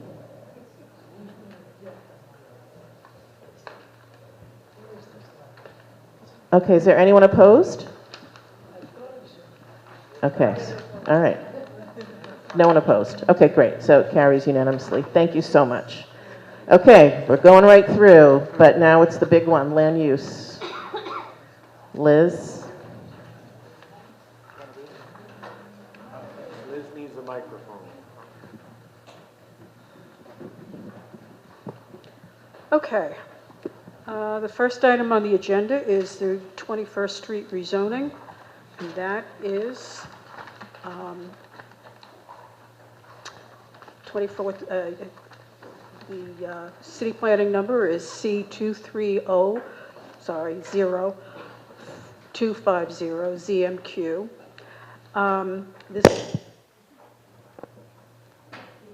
The application, as you know, was reviewed by the Land Use Committee, and at that meeting, we had the same questions you did with respect to the financing and et cetera. But overall, I think the committee was glad to see that this was coming to the neighborhood. This is the first time that this community board is offering a gateway for lower middle income families to home ownership, towards home ownership. So I would open up, at this point, there were no objections. Let me see, when we had our discussions. So I would open this up to motion on the floor. Motion to approve. Okay, Amin has made a motion to approve. Richard has seconded. So motion on the floor to approve item number 1 on the agenda, the 21st Street rezoning. We're going to have to do a roll call vote for this. It's a ULURP item. Yes, it's ULURP, it requires. Is there any discussion before we do that? Richard? Actually, should we make any kind of recommendation? Oh, I'm sorry. I wonder if we should make any kind of a recommendation, since they didn't come up with an actual number of the number of 3-bedroom apartments that were going to be under MIH. So I wonder if we should have something within it. So what is your amendment that you would like to make to the motion? I'd like to make amendment that the number of 3-bedroom apartments falling under MIH be a minimum of 3. I guess, was that approximately the number? I don't really have he didn't have a real number either. He didn't. So you want to make a recommendation that it's at least 3? Yeah, minimum of 3. So that's your motion. Okay. Is there a second to that? So we have two motions on the floor now. Not yet, but. Okay. So Shahanaz has seconded that. Okay. Correct. Yes. Doreen. Mm-hmm. Is there a way we can just not vote on it so we have the final stuff? I mean, I know we're advisory, but I don't think it's inappropriate. I don't think it's appropriate. I don't think it sets good precedent to vote on stuff when developer and their proposals are being murky. So that's my personal take. So I'd prefer to put that forward. Point of parliamentary procedure. Yes. This is only discussion of the amendment. Correct. We did do a whole parliamentary procedure training, so we're trying to kind of, those of you who are there probably know what we're kind of doing right now, and if you're not, that's okay. But basically, when there is a motion to amend, we're going to discuss that amendment, right? So you might think that the amendment to require at least 3 is not a good amendment, and you can talk about that. Do you see what I'm saying? Yeah, 3 is not enough. I guess I just want to, since, Jordan, did you come up with the number? Do you have the number now? No. Okay, just want to make sure. Like I said during discussion, it's going to be 1 or 2 Yes. here and there. It's not a bigger deviation. Okay, so the thing is, there will be a requirement that it is proportional, right? So even if the numbers aren't necessarily correct, what we're seeing, HPD is mandating, right? And also just through the ULURP, MIH will mandate that it is proportional. Okay, all right. Other comments? Yes, Chris. I absolutely agree that it is not best practice to be voting on something when the numbers are not correct. Having said that, given what you just said, Evie, that we know there will be a proportional requirement, and the fact that the gentleman told us pretty plainly it wouldn't be more than 1 or 2 additional apartments, I think I am in support of the motion to. Okay, we're talking about the amendment to require it to of the amendment to lay it out, to make the 3. recommendation that there be a requirement of at least 3. Okay. Sorry if that wasn't. Okay. At least 3, it's not the requirement, so there are 2 amendments. No, the amendment was that there'd be at least 3, right? Correct. That's the amendment, that there would be at least 3. What Chris is saying is it's based on the requirement. No, I'm sorry if that wasn't clear. What I'm saying is, given that there is a requirement, I don't think it's that out of the box to have this amendment added to the motion. If that Okay, makes any so you're, sense. okay. Yeah, You're personally in favor of the motion. I am Okay, personally Dan? speaking in favor. Yeah, I think, okay, we don't have a number, and by statute, the numbers are going to be told to us. There's no use voting on it anyway. Because they're going to, whatever we say, they're going to say, well, the state or whomever it is going to say, okay, well, there's going to be 4 or there's going to be 3. They're going to decide finally anyway. Okay, but I guess in terms of our recommendation, do we want to say that there's at least 3? That's what we're discussing right now. 4. Okay? 4. Well, no, 30, we're talking 12. three right now. That's another Oh, okay, I see motion, what you okay? mean. You see what I'm saying? We're talking about 30%, three. 12. So again, the amendment is to specify that it includes at least three bedrooms. Okay, then I'll go with that. Okay, anyone else? Want to call the vote? Who's that, Richard? Thank you, okay.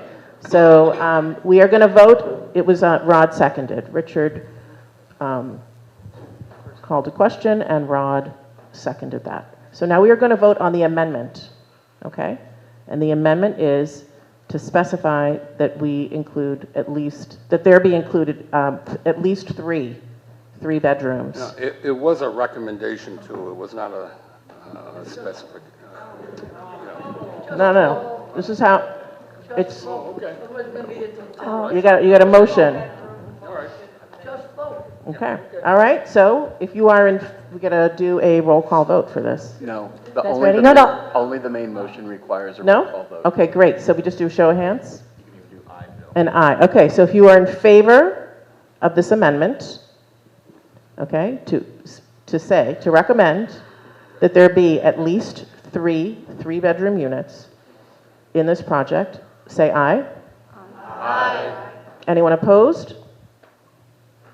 Say nay. Okay, so that motion carries. Abstentions. Any abstentions? Thank you. Abstain. One abstention. Okay.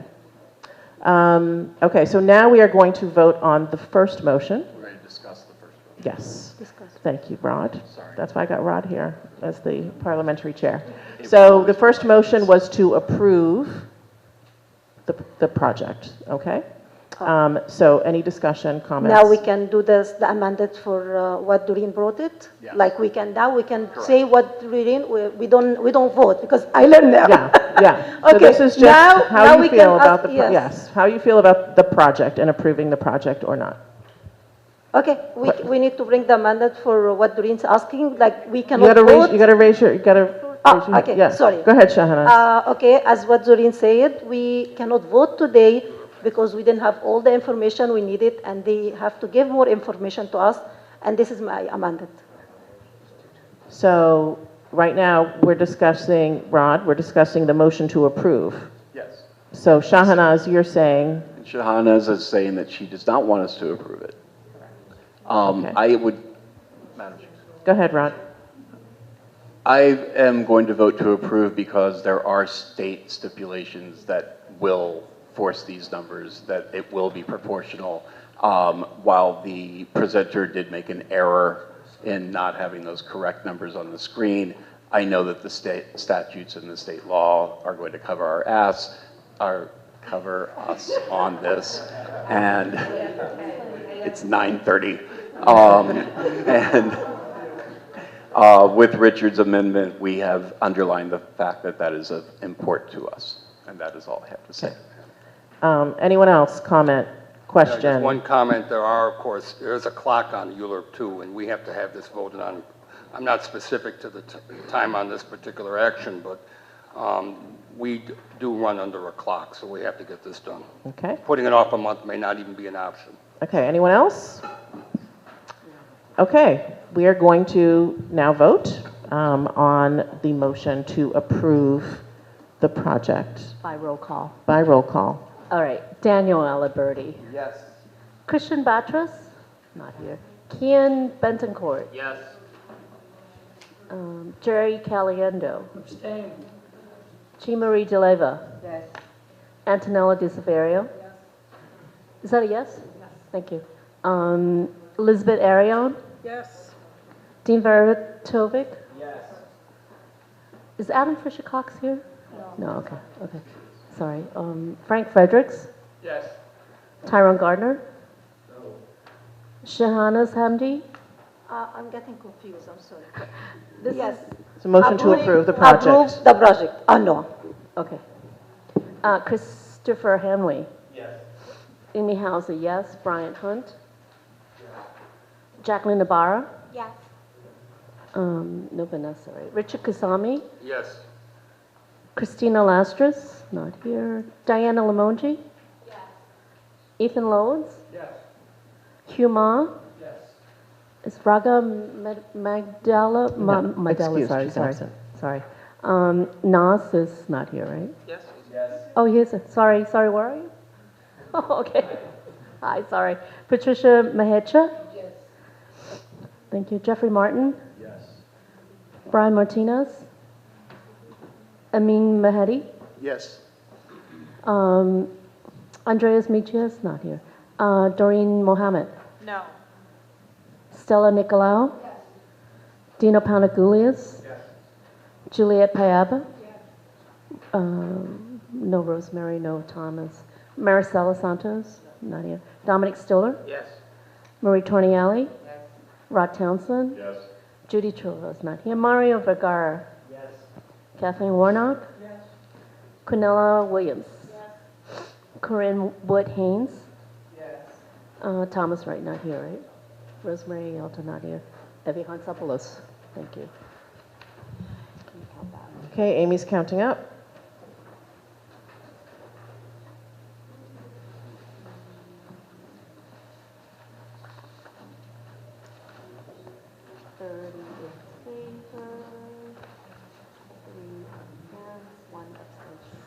Okay, so the motion carries 30 in favor, 3 against, 1 abstention. Okay. Liz, back to you. Okay, the next item to be voted on today is 3117 12th Street rezoning, C230022ZMQ. And motion on the floor. Motion to approve. Second. Okay, Jerry made the motion to approve. Amin seconded the motion to approve item number 2, 31-17, 12th Street rezoning. Any discussion?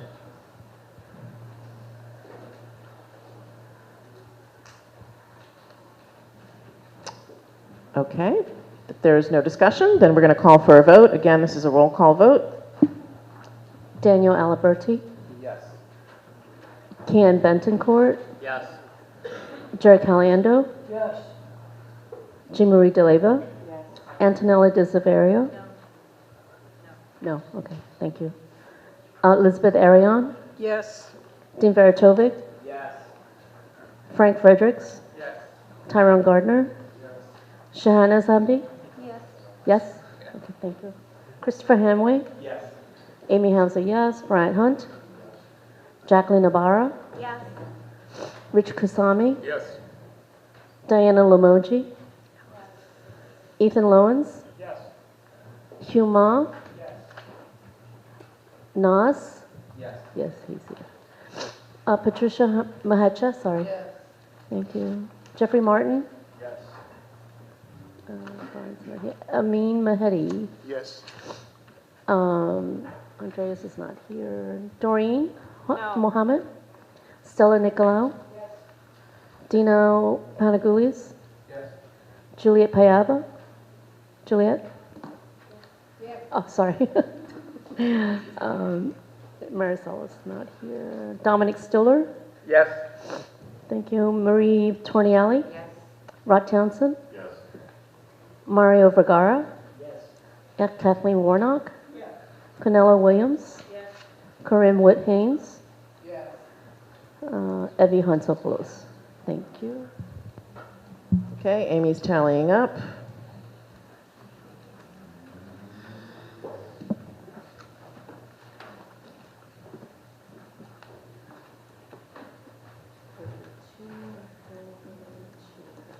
Okay, 32 in favor, 2 against. And there were, thank you. Okay, motion carried. Okay, thank you for that. I think that's it for committee reports. Transportation. Oh, no, I'm sorry, my bad.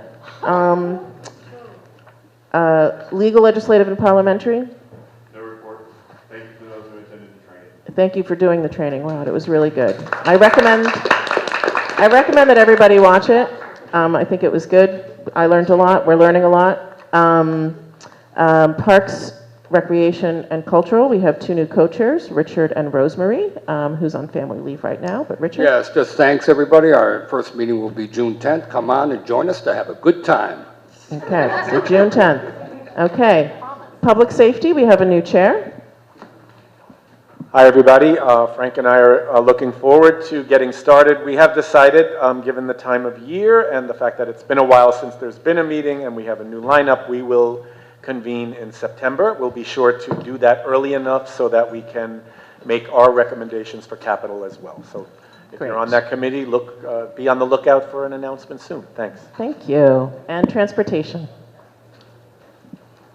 Hi, everybody. We will be meeting on June 3rd, and the two topics and we'll be meeting by Zoom, and the two topics we'll be discussing are, on my phone, one is the MTA presentation of the ADA alterations to Broadway Astoria NW train, and the second presentation will be about the public realm and cycling corridor improvements for 31st Avenue, which we talked about before. And I just want to end by saying welcome to Nas. I'm not going to say her whole name, Magulius, as the new vice chair. I'm very glad to have you on board in that capacity. Thank you. Okay, great. So that concludes committee reports. Any old or new business? Yes. Can you speak into the mic, Stella, please? Thank you.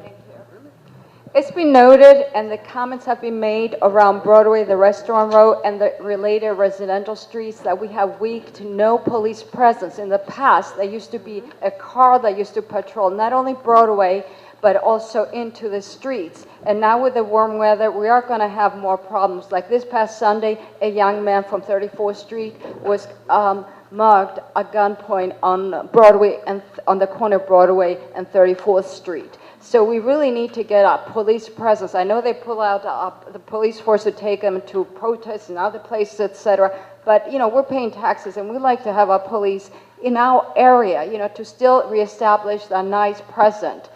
Because I've heard many comments, not only from the residents, but also from the business owners on Broadway. That's around in the 30th Streets, all those restaurants together. So if we could have a stronger, bring back the presence that we used to have, more patrolling, especially the car on Broadway and inside the streets, and occasionally some of them in uniform on the street, that would be very helpful. Summer around there is like party time, especially on the weekend. We know every corner almost is a restaurant and a cafe, and we have a lot of outside people coming into our community who do not necessarily respect that community. So it's nice to have that presence. Okay, thank you. I'm sure the Public Safety Committee is going to talk about that in September. But definitely, Florence is in touch with the 114th. Sometimes they come to our meetings as well. Maybe she'll give them a call tomorrow. Thank you. Raise that with them. Okay, any other new or old business? Jean Marie? I'd just like to make a comment. I'm not sure if it's old or new. Can you just speak into the mic, please? Since everyone is encouraged to think about what's going to be on the capital and what our expense budget, I am vice president of the 114 Community Council, and I hear a lot of negativity against our police, that for who we have and how many we have and the district that they cover, they're doing the best. Now, there is a lot of negativity about the parking, and I do have to agree with that. So maybe if we can all consider putting in the budget that maybe their parking lot, maybe they can add another level, which maybe can take away from their illegal parking. And yes, there shouldn't be two different sets of rules for civilians and the police. But let's face it, it's our community. We need them. What are they going to do if they can't find parking? Okay, I think that should be, if that is going to be something that the Public Safety Committee wants to, take up or make a recommendation to put in the budget, that will go through the committee. Well, I just thought everyone should just give it a little thought. That's totally fine, totally fine. Okay, we're not going to, I mean, there might be limitations to that, but anyway, I really want to encourage people through their committees to think about what it is that they want to recommend, and people can attend other committees as well. Any other new business, old business, because we do need to make sure that we get to the public session. You okay, Amy? Oh my gosh, because there are people here who do want to speak. I'm not sure if there's any elected official representatives, but any, you can start to line up if you want. But last thing for new business, old business, Jacqueline? Quick item for new business, again for the Public Safety Committee. I would like to bring awareness about the corner of 57th and 30th Avenue. There is a cul-de-sac there and a dead end, and every summer there are repeat accidents, drivers, motorcyclists doing donuts, and at least 2 to 3 accidents per summer. Okay, thank you so much. All right. Yeah, you can talk, Jacqueline, you can call the office and talk to Florence as well. Okay, thank you. Okay, can I close the old business and new business so we can get to the public session? Yeah, okay, thank you so much. So, if you're representing an elected official, please make sure you indicate that. 1 minute. That's kind of like our rule for the elected, because we want you to kind of get through stuff really quick. Members of the public, 2 minutes to speak. Okay. Thank you. My name is Carol. I'm from the Office of Assemblymember Stephen Raga. The New York State passed its budget on April 20th. Some items that we would like to share are that we eliminated insulin copays, saving Downstate SUNY Hospital in Brooklyn, and $800 million in safety net hospitals, and $80 million for the Mitchell Llamas. As well as we have recently introduced Assembly Bill A10191, which would extend housing protections in New York by making it illegal to discriminate against a person on the basis of a medical condition, wage history, and health history. And for our community services, on June 15th, we will be having a ring barrel giveaway. You all could call our office to RSVP. It's not only for the constituents within our district, anyone can sign up. So yeah, thank you. Thank you so much. Good evening, everyone. My name is Tiffany, representing Congresswoman Nydia Velázquez. The Congresswoman co-sponsored the Affordable Housing and Area Median Income Fairness Act, which would require HUD to access more methods of calculating AMI to create actual affordable housing for low and moderate income individuals, also in urban areas as well. One update that I really wanted to emphasize is the Congresswoman introduced a letter in Congress that requires more funding for the Pell Grant programs for our higher education students in college to double the amount of Pell that they receive, which would go up to $30,000 per semester. Just to keep it short, I just wanted to introduce one community project funding request that she requested this fiscal year, which is stormwater green infrastructure for Sunnyside and parts of Woodside and Long Island City to collect stormwater from streets, sidewalks, and other hard surfaces that reduce combined sewer overflows, which improves water and quality of water around New York City. And then lastly, because this is 1 minute, I did create a little flyer for you guys that has way more information than I could fit in 1 minute. It has all of her legislation that she co-sponsored and sponsored, legislative updates, and then all of the community project requests that she requested for this next fiscal year, excuse me. Again, my name is Tiffany Echeverria, Congresswoman Nydia Velázquez. Thank you so much.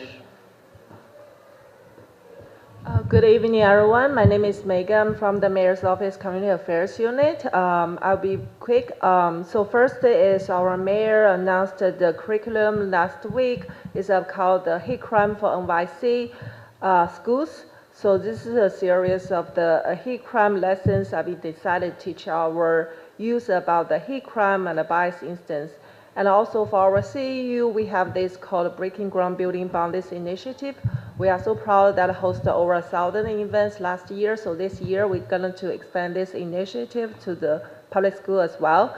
And the last one is about our mayoral town hall. It's called the Community Conversation. I want to especially thank Community Board 1 and especially Florence. Thank you for your support and help and spread the word. I'm sure the community members already get the invitation. I just want to remind everyone the space is limited, so please do RSVP.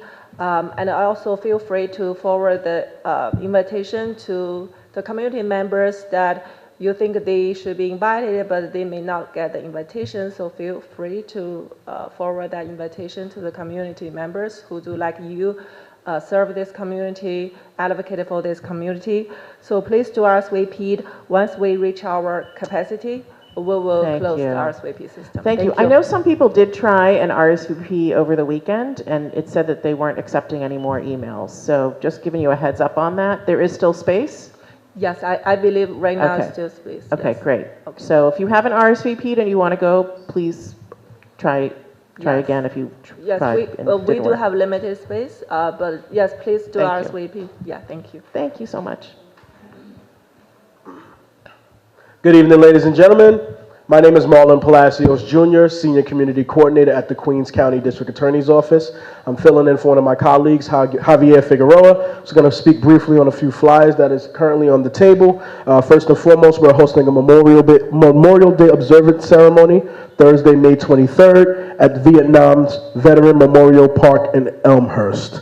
Next, I have some information that I am bringing, speaking on our office taking aggression against illegal cannabis. At the bottom of that page, you can find the contact information in order to report any illegal cannabis shops that you guys know of. Again, this information is also giving you statistics on what our office has done regarding illegal cannabis. At the bottom of the page, the email is cannabistips@queensda.org. The phone number is 718-286-6503. That is how you can contact our office to report an illegal cannabis shop. Last but not least, also this flyer is a brief synopsis of what I'm going to read right here, and I'm going to make this very quick. I'm just going to speak on the squatting issues in the community.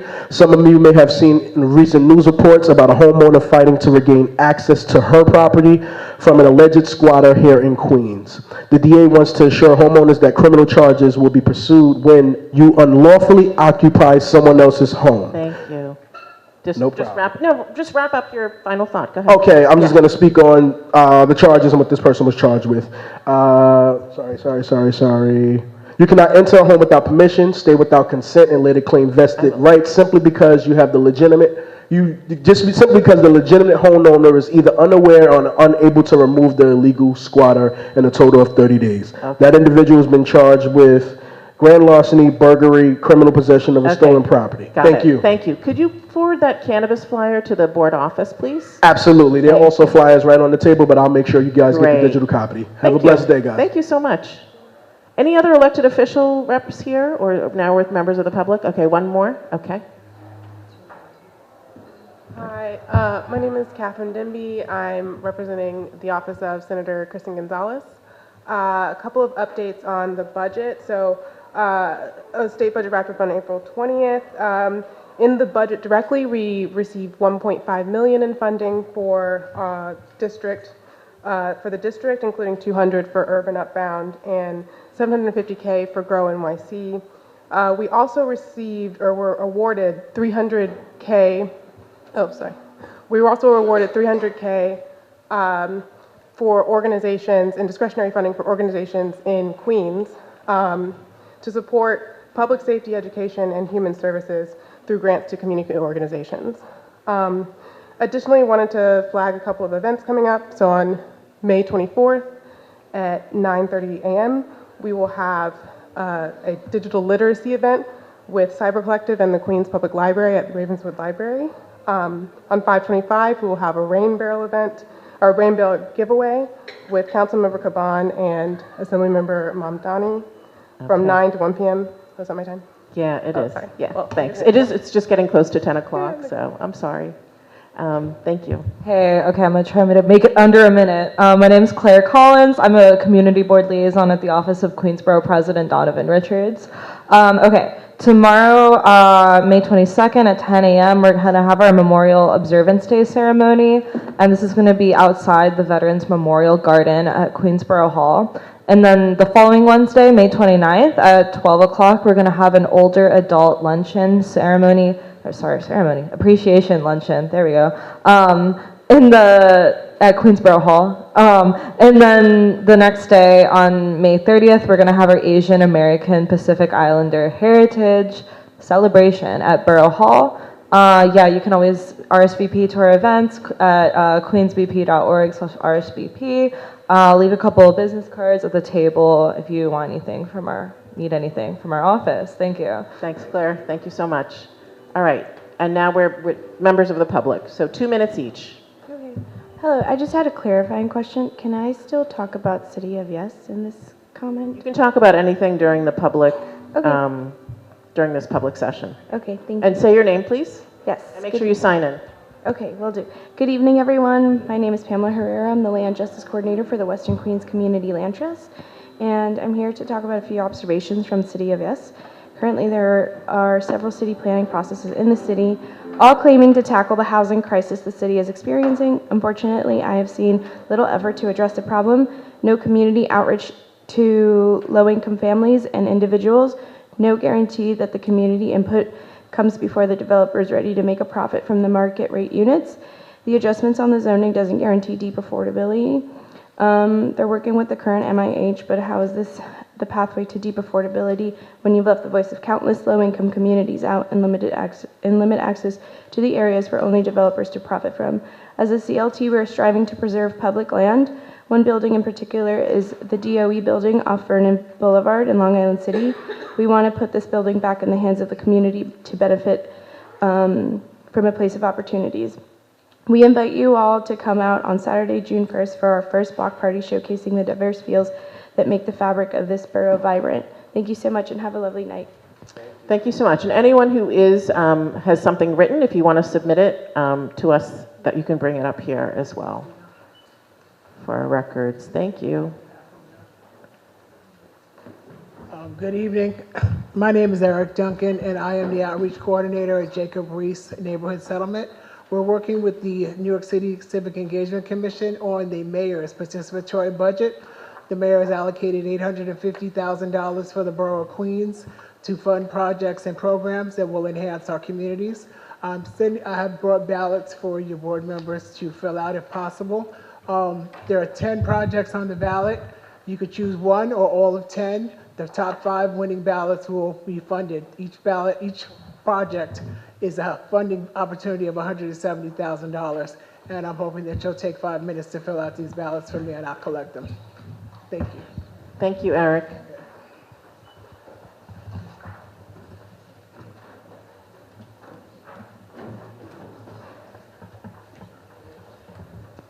Are there any other speakers? You are. Okay, I wasn't sure if you were handing out stuff for Eric or whether you have some other stuff to hand out. Mhm.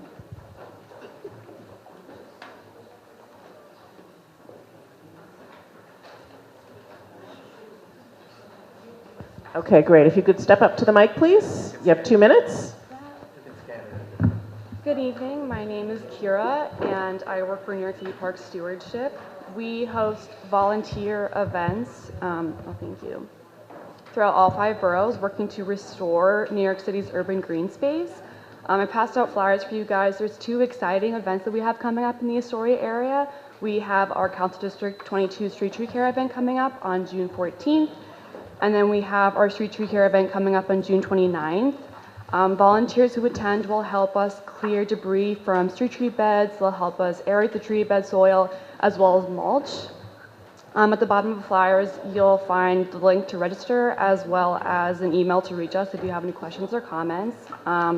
Please join us in beautifying Astoria and helping us care for Astoria's urban forest.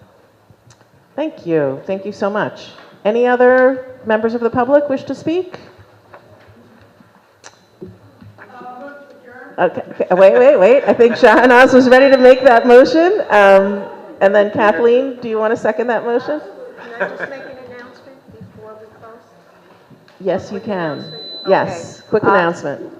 Okay, just quick announcement. Anyone that may be here that attends the 114 Precinct Community Council meeting, we did have one scheduled for this Tuesday, but because of the mayor's town hall, we have canceled this Tuesday's meeting.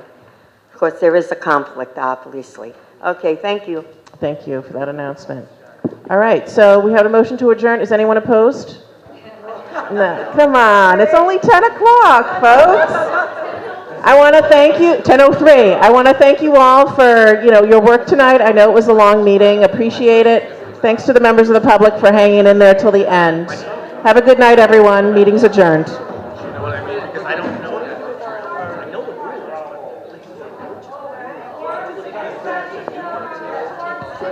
Any forms for Florence, please bring them to the front before you go.